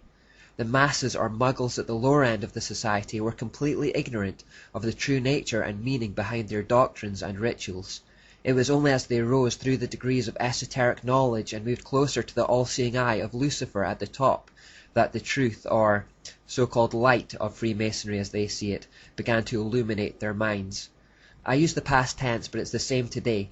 In the Scottish Rite version of Freemasonry, which is the most widely known and practiced, there are a minimum of 33 degrees to ascend through in the hierarchy, with still more elite Illuminati degrees, such as the Shriners above that. Those in the lower degrees simply have no clue that they are part of an organization that ultimately worships Baal, Asherah, and Lucifer. Even those relatively high up are misdirected, and even Christians have been ensnared in the organization, believing it is compatible or even complementary to their faith. Weishaupt, however, was no such muggle. With his Jesuit background and knowledge of the mysteries through his studies of classical religion and Greek philosophy, he was well aware of the origin of the doctrines and rituals of speculative Masonry. Therefore, on May the 1st, 1776, just 3 years after the Jesuits were formally shut down, he attempted to form his own elite secret society within a secret society. He would base it on the exact same principles and techniques of the Jesuit order. He would try, and largely fail, to recruit ex-Jesuits as initiates, and would call this order the Order of Perfectibilists. In time, they became more famously known as Ordo Illuminati Bavarensis, or the Illuminati for short. The Illuminati means the Enlightened Ones. These were to be an elite group made up of only those at the top of the Freemasons' pyramid. They prided themselves on their intellectual superiority and depth of insight over the average man, whether Freemason or not. Incidentally, Weishaupt's name literally translates as the man to lead those who know. The word Adam means man, the word Weiss means to know, and Haupt means leader. The Illuminati were basically the Jesuits reincarnated under a deist or secular guise. When Weishaupt approached ex-Jesuits to join the order, he baited them with the promise that they would recover the influence which they had formerly possessed. He imbued the Illuminati with the exact same ideas that had pervaded the Jesuit order, those characteristics we associate with Jezebel or Asherah. Like the Jesuits, the aim of the Illuminati was nothing less than complete power and control. Most worryingly of all, they retained the core mantra that would justify any number of atrocities, that the end justifies the means. The end, in the case of the Illuminati, was the complete destruction of all Christianity, the overturn of all monarchies, and the creation of a new world order. The deists, Freemasons, and Illuminists recognized that kings and queens derived their temporal authority from the spiritual authority of the Pope, and that he effectively controlled monarchies from behind the scenes. Just as Nimrod and Semiramis maintained control of their empire through perceived religious authority, monarchs in Europe looked for the same kind of confirmation from popes to maintain control of their own lands. Their rule was not legitimate unless the pope said so. Therefore, in the eyes of the populace, there was this inextricable link between monarchies and the corrupt Catholic religious system, and it was this joining of the church and the state, the temporal and spiritual, that had brought so much oppression and wickedness. The solution for the Illuminati, therefore, was to separate church and state and to destroy both in the process. Christianity would be shut down, and the monarchies who derived their legitimacy from the Pope would have to be overthrown. There would need to be revolution. This is effectively what the Illuminati set out to achieve. Professor John Robinson, a Freemason who claims he was approached by the Illuminati to join the elite order, wrote in his book Proofs of Conspiracy in 1797, "The Illuminati were conceived, organized, and activated by professionals and intellectuals, many of them brilliant but cunning and clever, who decided to put their minds in the service of total evil. A conspiracy conceived not by Masons as Masons, but by evil men using Freemasonry as a vehicle for their own purposes. I have found that the cover of a Masonic lodge has been employed in every country for venting and propagating sentiments in religion and politics that could not have circulated in public without exposing the author to great danger. I found that this impunity has gradually encouraged men of licentious principles to become more bold and to teach doctrines subversive of all our confidence in the moral government of the universe. I have been able to trace these attempts made under the specious pretext of enlightening the world by the torch of philosophy. I have observed these doctrines gradually diffusing and mixing with all the different systems of Freemasonry till at last an association has been formed for the express purpose of rooting out all the religious establishments and overturning all the existing governments of Europe. The primary goal of the Illuminist is to get the possession of riches, power and influence without industry, and to accomplish this they want to abolish Christianity, and then universal profligacy will procure them the adherence of all the wicked and enable them to overturn all the civil governments of Europe, after which they will think of farther conquests and extend their operations to the other quarters of the globe." Just a quick interjection to point out the important statement made that abolishing Christianity would lead to universal profligacy. This is still true today. The spiritual temperature of a city, nation, and continent largely depends on the spiritual temperature of the Christian Church. If we find our culture falling into wickedness, it is probably because our churches are failing. While just our mere presence on the earth is slowing the rate of decay and acting as a barrier to Satan, we have been told to be salt and light. How salty we are will preserve morals and standards in our society, and how brightly we shine will determine the kind of place we live in. We need to shake off apathy and fear and learn how to be both salt and light again today. John Robinson then goes further, explaining, "An association has been formed for the express purposes of rooting out all the religious establishments and overturning all existing governments. The leaders would rule the world with uncontrollable power, while all the rest would be employed as tools of the ambition of their unknown superiors." Robinson is describing an occult hierarchy here, a few elite, illuminated ones ruling over a mass of muggles, except this time it's on a global scale. Weishaupt was well aware that Freemasonry was the perfect vehicle for the Illuminati simply because of its secrecy. He says, "The great strength of our order lies in its concealment. Let it never appear in any place in its own name, but always concealed by another name and another occupation. None is fitter than the lower degrees of Freemasonry. The public is accustomed to it, expects little from it, and therefore takes little notice of it. Next to this, the form of a learned or literary society is best suited to our purpose, and had Freemasonry not existed, this cover would have been employed." Freemasonry was chosen because the public already knew about it and thought it harmless. Its origins as a trade union for craftsmen meant the average person thought nothing of it, and this was the perfect cloak of cover.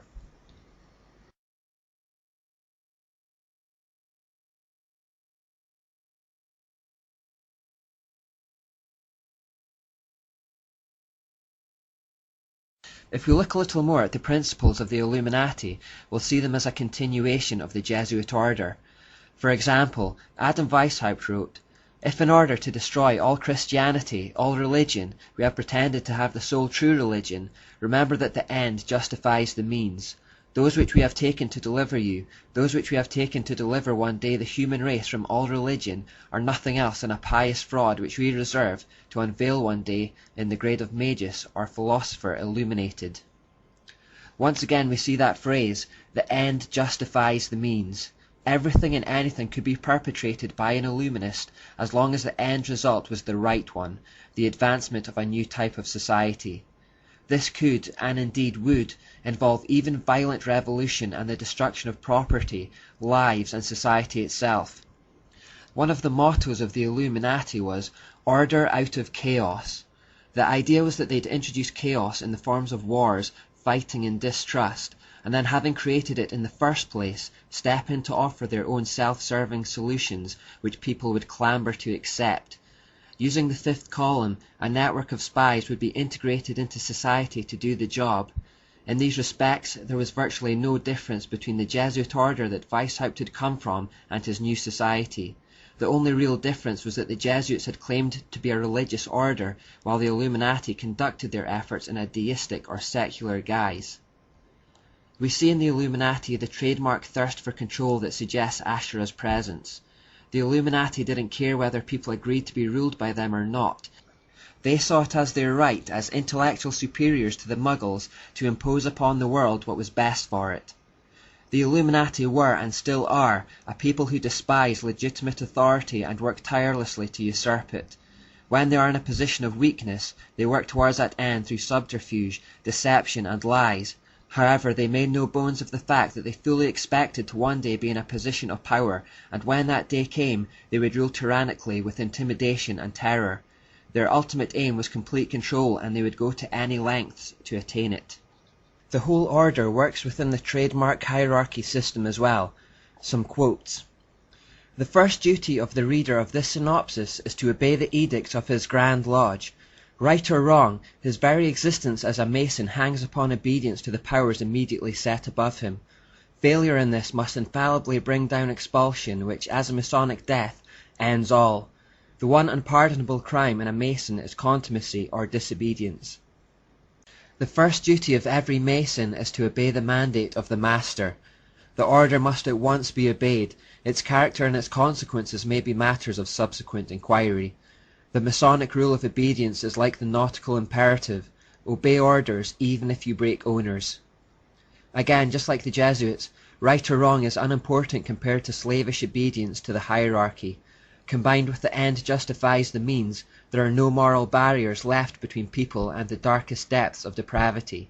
Superiors would command inferiors to commit a crime, and then, having done it, superiors could blackmail them by threatening to expose their actions.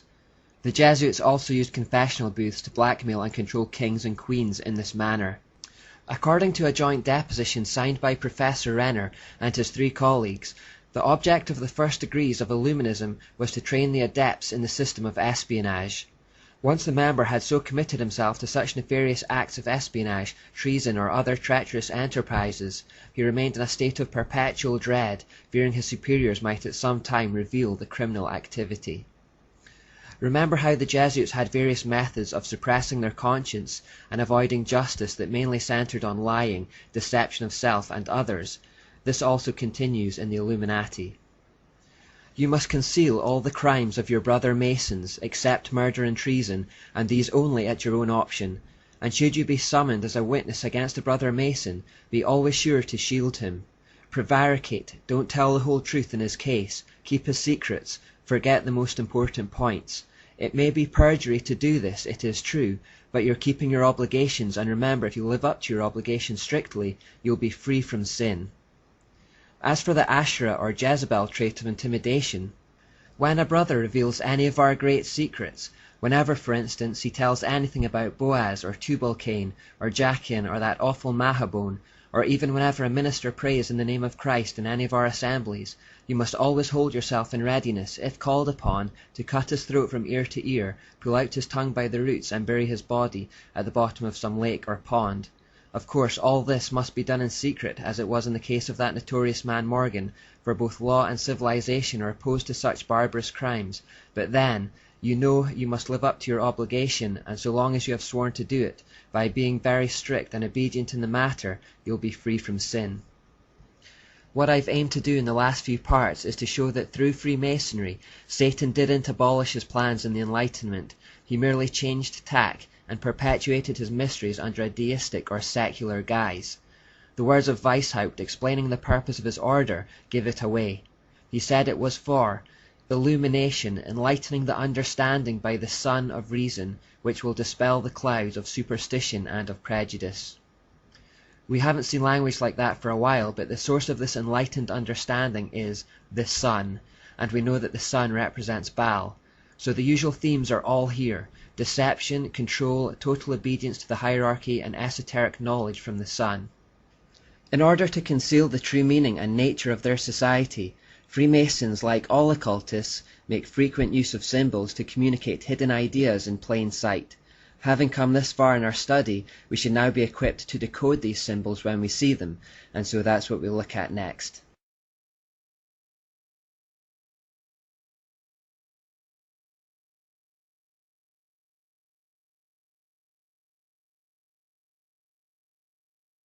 Occultists around the world believe that once a symbol is created, it acquires power of its own, and that the more secret it is, the more power it has. They believe the greatest power of all is created in the symbol if the uninitiated never discovers that it even exists. This reminds us of the Jonathan Livingston Seagull phenomenon that I mentioned previously, where demons seem to assign themselves to positions created by men to be worshipped. So someone can create a symbol with the wicked intention that it should represent something diabolical, and then because of their motives in creating it, the symbol indeed takes on that power which has been imbued into it.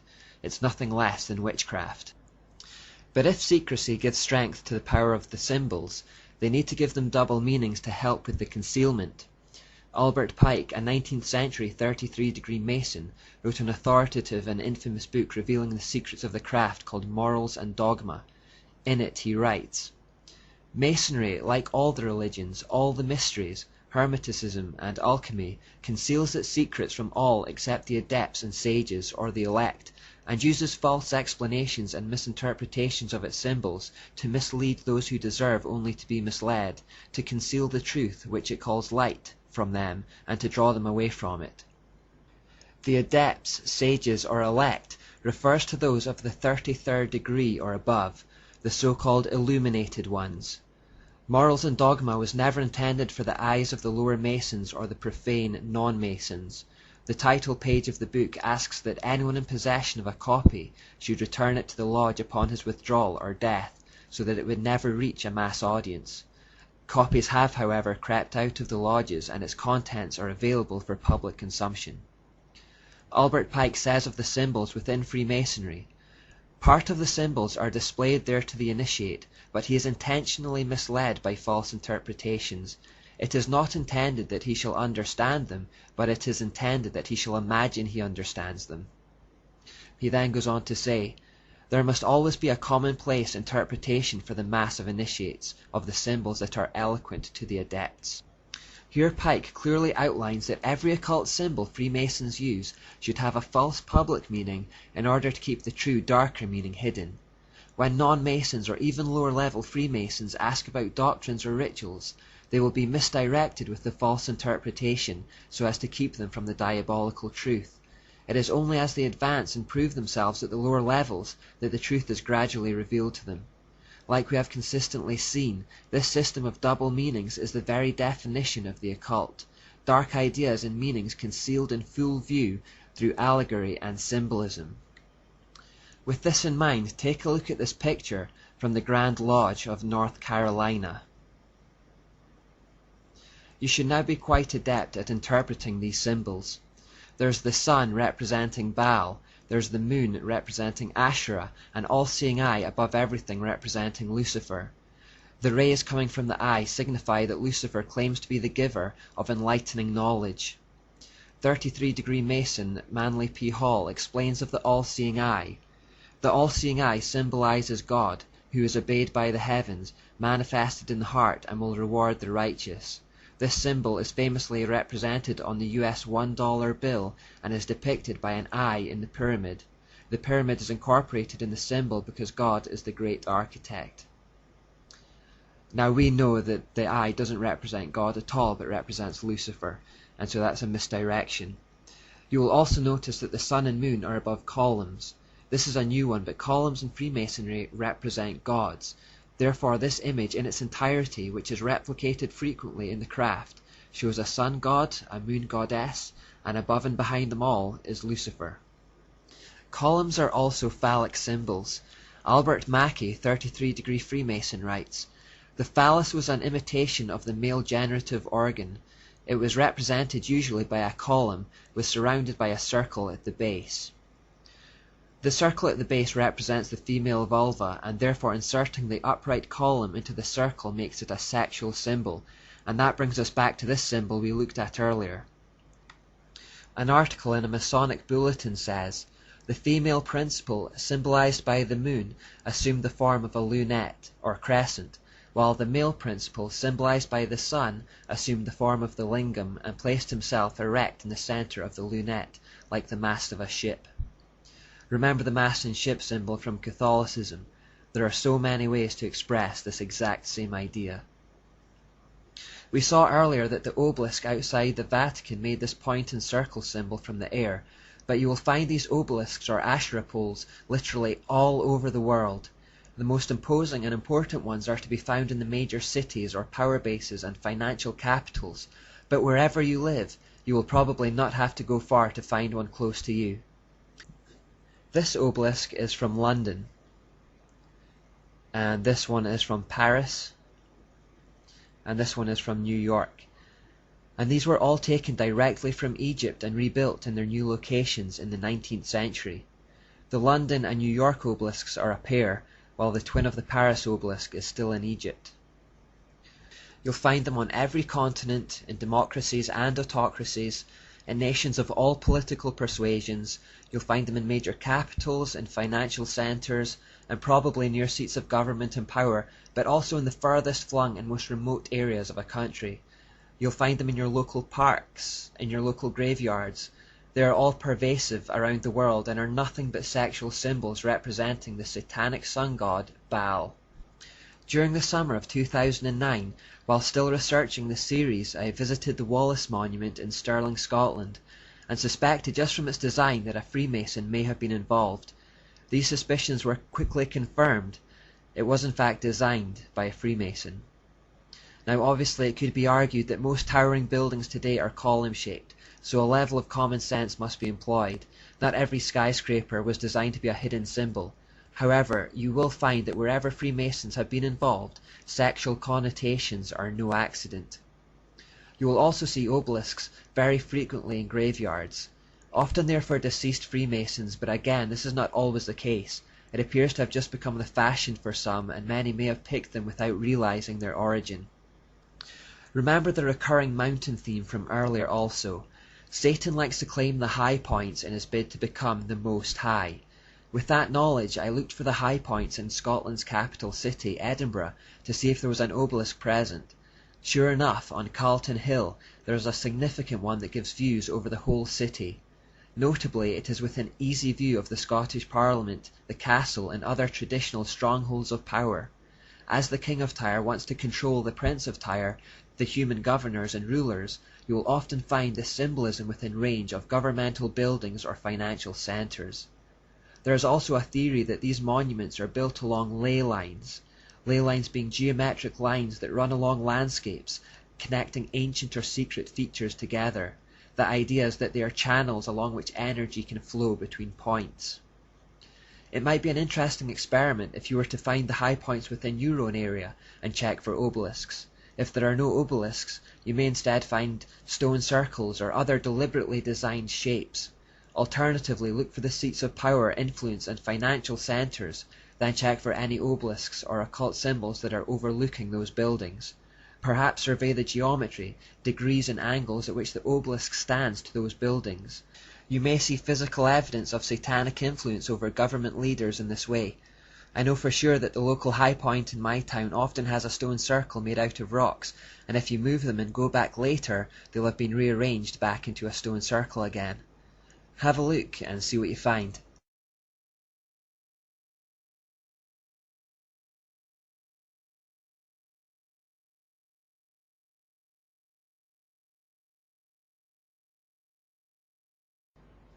This is perhaps the most well-known Masonic symbol, the square and compass.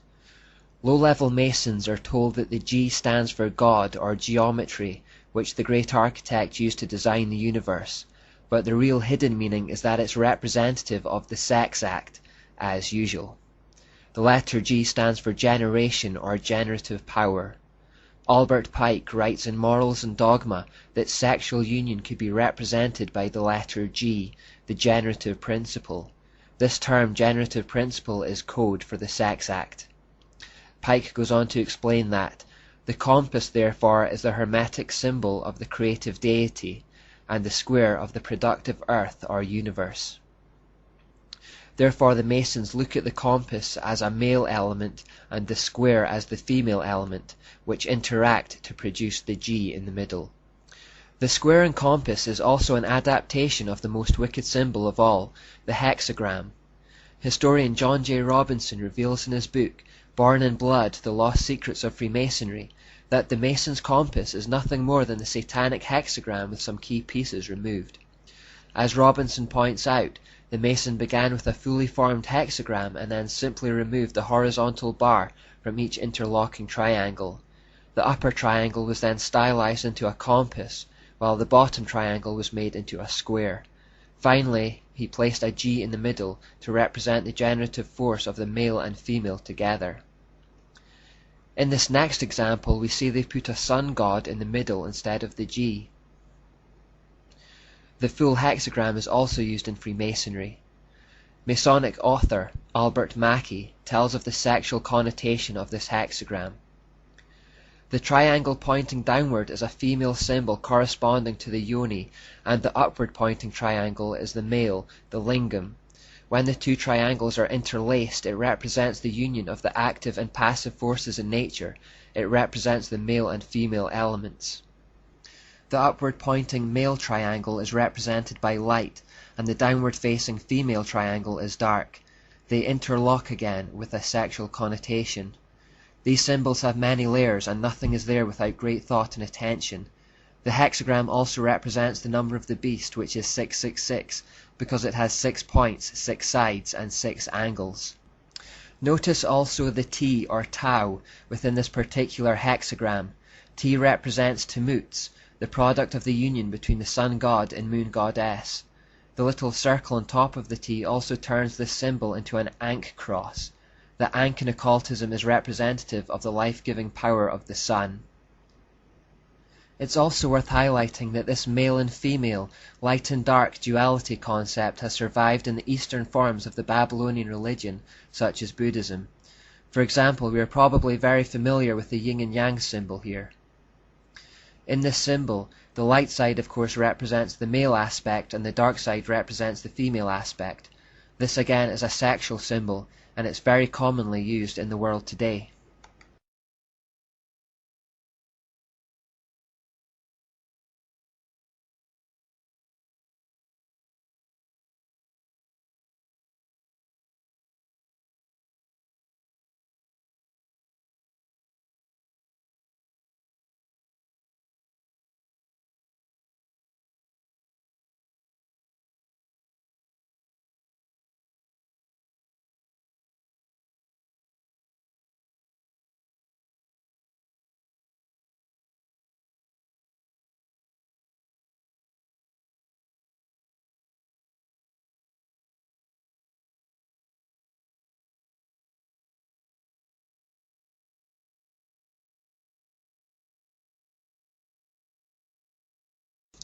This black and white motif is represented another way in Freemasonry through checked floors.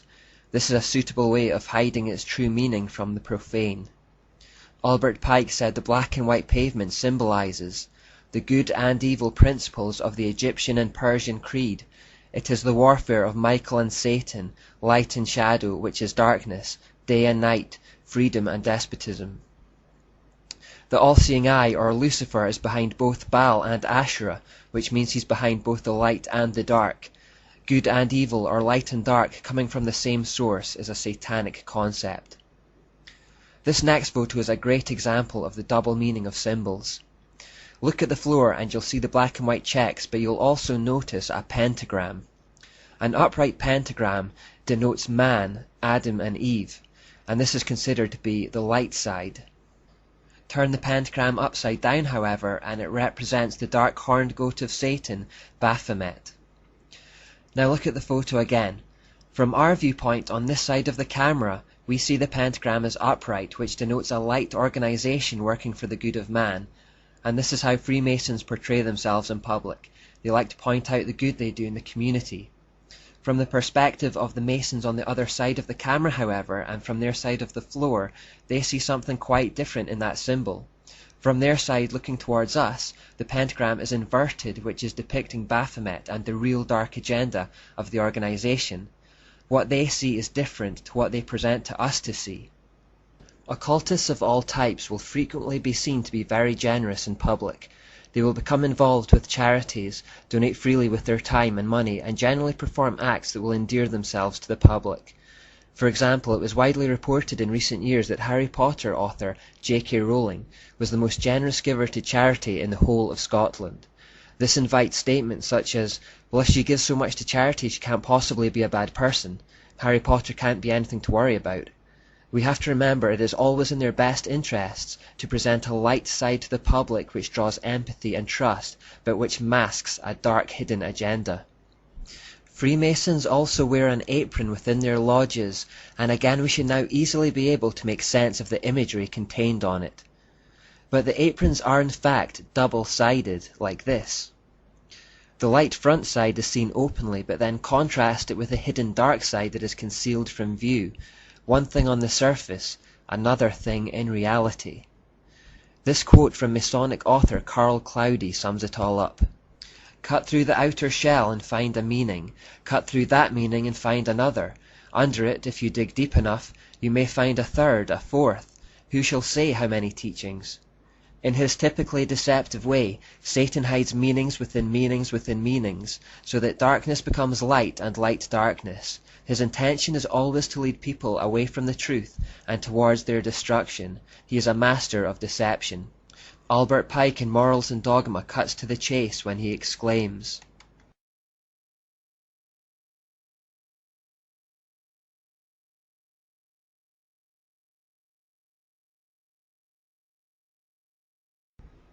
This idea of seeking the light is an interesting one because it sounds vaguely Christian on the surface. When Masons talk about moving towards the light, however, they're talking about moving towards the so-called illuminating knowledge of Lucifer, which is in fact darkness. You may hear politicians using this leitmotif from time to time. Alice A. Bailey, one of the most prominent occultists of the 20th century, wrote in her book, The Externalization of the Hierarchy, "The Masonic fraternity is the home of the mysteries and the seat of the initiation.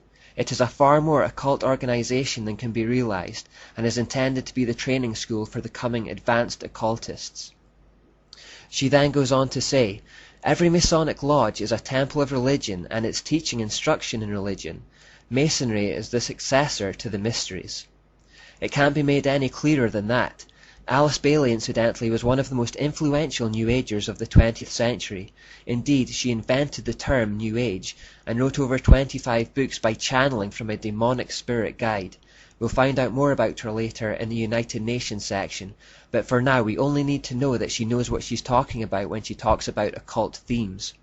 She then goes on to say, "There is no question, therefore, that the work to be done in familiarizing the general public with the nature of the mysteries is of paramount importance at this time. These mysteries will be restored to outer expression through the medium of the Church and the Masonic fraternity. When the Great One comes with his disciples and initiates, we shall have the restoration of the mysteries and their exoteric presentation as a consequence of the first initiation." Henry R. Evans writes, "Into Freemasonry have been poured the irradiations of the mystical schools of antiquity. Particularly is this so in the higher degrees of the order, such as the Scottish Rite, where undeniable traces of Kabbalism, Neoplatonism, Rosicrucianism, and other mystical cults are plainly discernible. I do personally contend that Freemasonry is the direct descendant of the mysteries, but that our ritual makers of the higher degrees have copied the ancient ceremonies of initiation so far as the knowledge of those ceremonies exists." Anton LaVey, the founder of the Church of Satan, said, Masonic orders have contained the most influential men in many governments, and virtually every occult order has many Masonic roots. Now finally watch this clip of a Freemason admitting on camera that he believes Lucifer is the source of light and that he is helping mankind. In particular, note his confusion. Lucifer, what is your problem? Just that, sir. Okay. I'm a Christian, sir. I'm pure and virtuous and wholesome and innocent. How can you say anything about me? Sir, you need to be born again. I am born again. Now, did you just say that you were Lucifer? I am Lucifer. Okay, define Lucifer for me. Pure, virtuous, wholesome, innocent individual that's out to help people. Lucifer is? Yeah. Say that again. Lucifer is a pure, holy... Virtuous. Virtuous. Now, is he the Lucifer that God created? That's the same one. Oh, man, this is great. I'm going to put this on the internet. Oh, Amen. God bless you, Amen. brother. Because that's exactly what the Shriners and Masons teach, is that Lucifer is light. No. And you're, Hey, what you're about those confirming hospitals? it. They You know what, sir? Jesus said, many will say to me on that day, Lord, Lord, did we not do these good deeds in your name? And you'll say, away from me, you workers of iniquity. I never knew you. Jesus said it? In Matthew chapter 5. Mercy. No. That's hard to believe. So you're a Christian and you don't know that. Actually, No, I really am. you are. Because I'm pure and virtuous. You're pure and virtuous. Okay, yeah. Mm-hmm. In other words, you're perfect without Jesus, right? No. Okay, tell me about Jesus. Who is Jesus? Well, he's my leader. Is he the Son of God? Yes, he Is he the only worshipful master? Yes. Have you ever been called worshipful master? No, because I've just been too busy. I've been working. Working. Been working to help people. What like kind you. of work? Okay. Get out of here. See, this is what a Mason confesses, is that Lucifer is light. You heard it.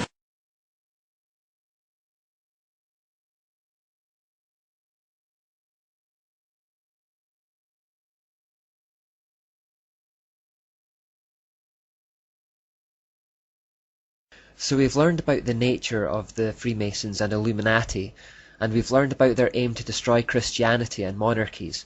The question then is, what did they want to replace them with?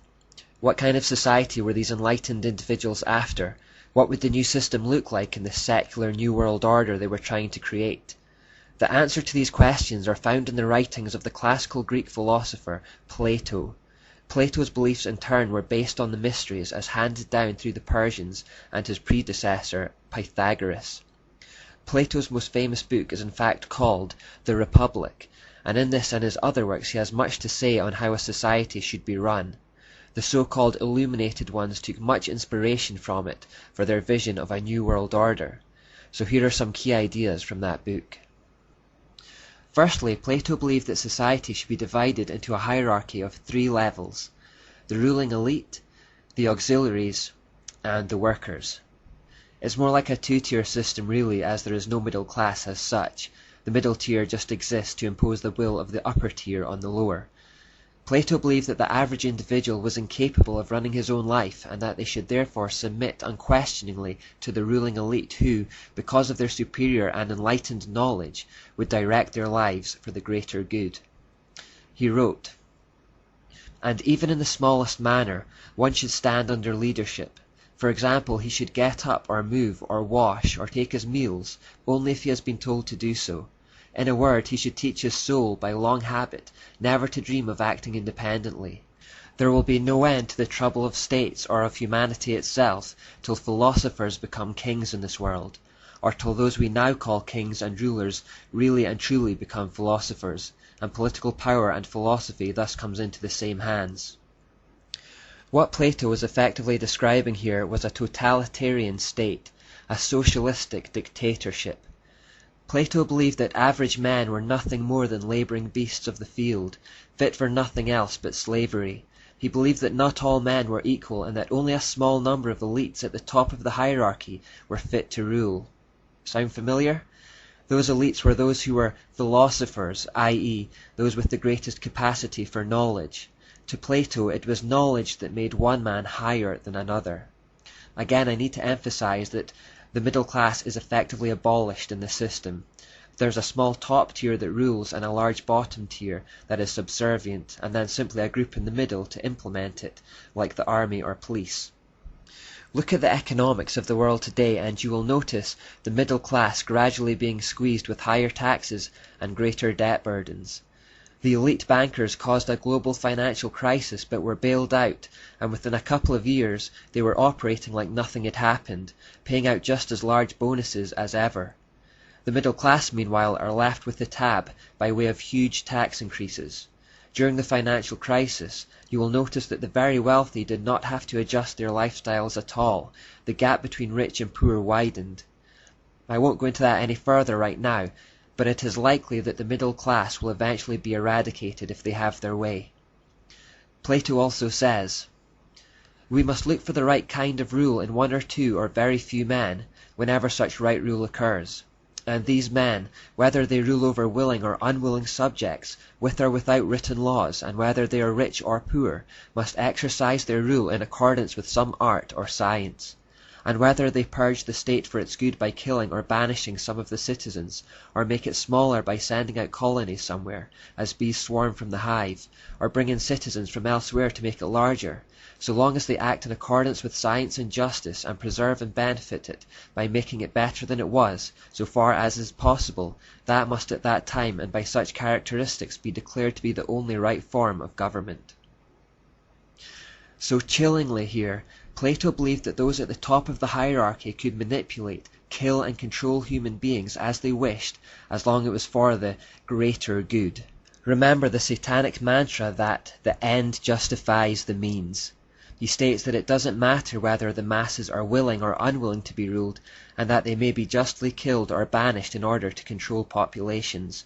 In Plato's eyes, the individual exists merely for the benefit of the state. They have no intrinsic value of their own. He also suggests that a tyrant is necessary to protect people from themselves. Here is a key statement. Philosopher kings must take the city and the characters of men as they might a tablet, and first wipe it clean. No easy task, but at any rate you know that this would be the first point of difference from ordinary reformers, that they would refuse to take in hand either individual or state, or to legislate before they either received a clean slate or themselves made it clean. In other words, in order for this new world order of things to be introduced, the former way of things must first be wiped out. They must start with a clean slate. One way of wiping out the old is a kind of brainwashing through propaganda, dominating flows of information. He writes, "Rhetoric is a producer of persuasion for belief, not for instruction in the matter of right and wrong. And so the rhetorician's business is not to instruct a law court or a public meeting in matters of right and wrong, but only to make them believe." So the idea is not to tell people what is truly right and wrong, but only to make them believe what it is you want them to believe in order that they might be best manipulated for your own specific end. This is morally acceptable as long as the end justifies the means.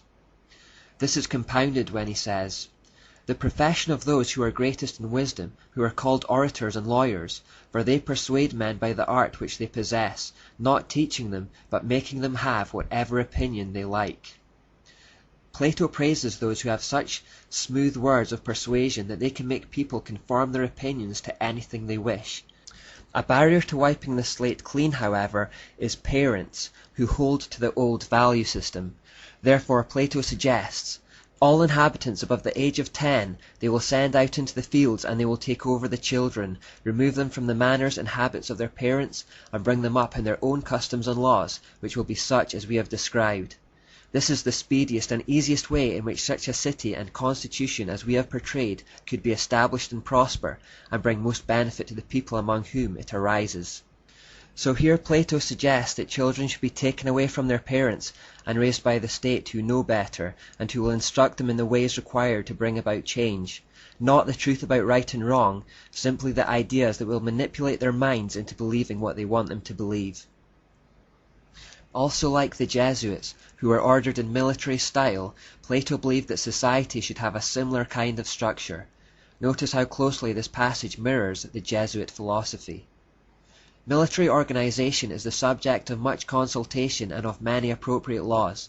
The main principle is this: that nobody, male or female, should ever be left without control, nor should anyone, whether at work or play, grow habituated in mind to acting alone and on his own initiative, but he should live always, both in war and peace, with his eyes fixed constantly on his commander and following his lead, and he should be guided by him even in the smallest details of his actions. For example, to stand at the word of command, and to march, and to exercise, to wash and eat, to wake up at night for sentry duty and dispatch carrying, and in moments of danger to wait for the commander's signal before either pursuing or retreating before an enemy. And in a word, he must instruct his soul by habituation to avoid all thought or idea of doing anything at all apart from the rest of his company, so that the life of all shall be lived en masse and in common, for there is not, nor ever will be, any rule superior to this, or better and more effective in ensuring safety and victory in war. This task of ruling and being ruled by others must be practiced in peace from earliest childhood, but anarchy must be utterly removed from the lives of all mankind. The words of that quotation could easily have come from Ignatius Loyola. Notice that the individual is so heavily de-emphasized, and that it is all about the collective. Plato also believed that because all humans were not equal, there should be a breeding program of the finest, designed to improve the qualities of the human species. Only the best were to procreate. Those humans who it was believed had undesirable traits should not. This is called eugenics. You have in your house hunting dogs and a number of pedigreed cocks. Do not some prove better than the rest? Do you then breed from all indiscriminately, or are you careful to breed from the best? And again, do you breed from the youngest or the oldest, or, so far as may be, from those in their prime? And if they are not thus bred, you expect, do you not, that your birds and hounds will greatly degenerate? And what of horses and other animals? Is it otherwise with them? How imperative then is our need of the highest skill in our rulers, if the principle holds also for mankind. The best men must cohabit with the best women in as many cases as possible, and the worst with the worst in the fewest, and that the offspring of the one must be reared and that of the other not, if the flock is to be as perfect as possible. And the way in which all this is brought to pass must be unknown to any but the rulers, if again the herd of guardians is to be as free as possible from dissension. He went even further, suggesting that the offspring of inferior humans should be disposed of like a piece of trash. The offspring of the inferior, and any of those of the other sort who are born defective, they will properly dispose of in secret, so that no one will know what has become of them. That is the condition of preserving the purity of the guardian's breed. Eugenics is what Adolf Hitler was doing when he tried to establish a master race of blonde-haired, blue-eyed Aryan humans. This process involved trying to eradicate those who he saw as inferior, specifically the Jews. Plato elaborates, saying, "The bride and bridegroom must set their minds to produce for the state children of the greatest possible goodness and beauty. So they are to procreate for just 10 years, at the end of which they are considered too old to produce any more, and are forcibly divorced. If the couple don't agree to do this, then Plato suggests that wardens, partly by threat and partly by admonition, stop them. If the man refuses in the face of these threats, he is to be disqualified from attending his children's birthday parties and any weddings. If he does appear at these events, then people are entitled to punish him with blows," and the same was to apply to women. Plato also believed that marriage and the family unit should be completely abolished, saying, "All these women shall be wives in common to all the men, and not one of them shall live privately with any man. The children too should be held in common, so that no parent shall know which is his own offspring, and no child shall know his parent."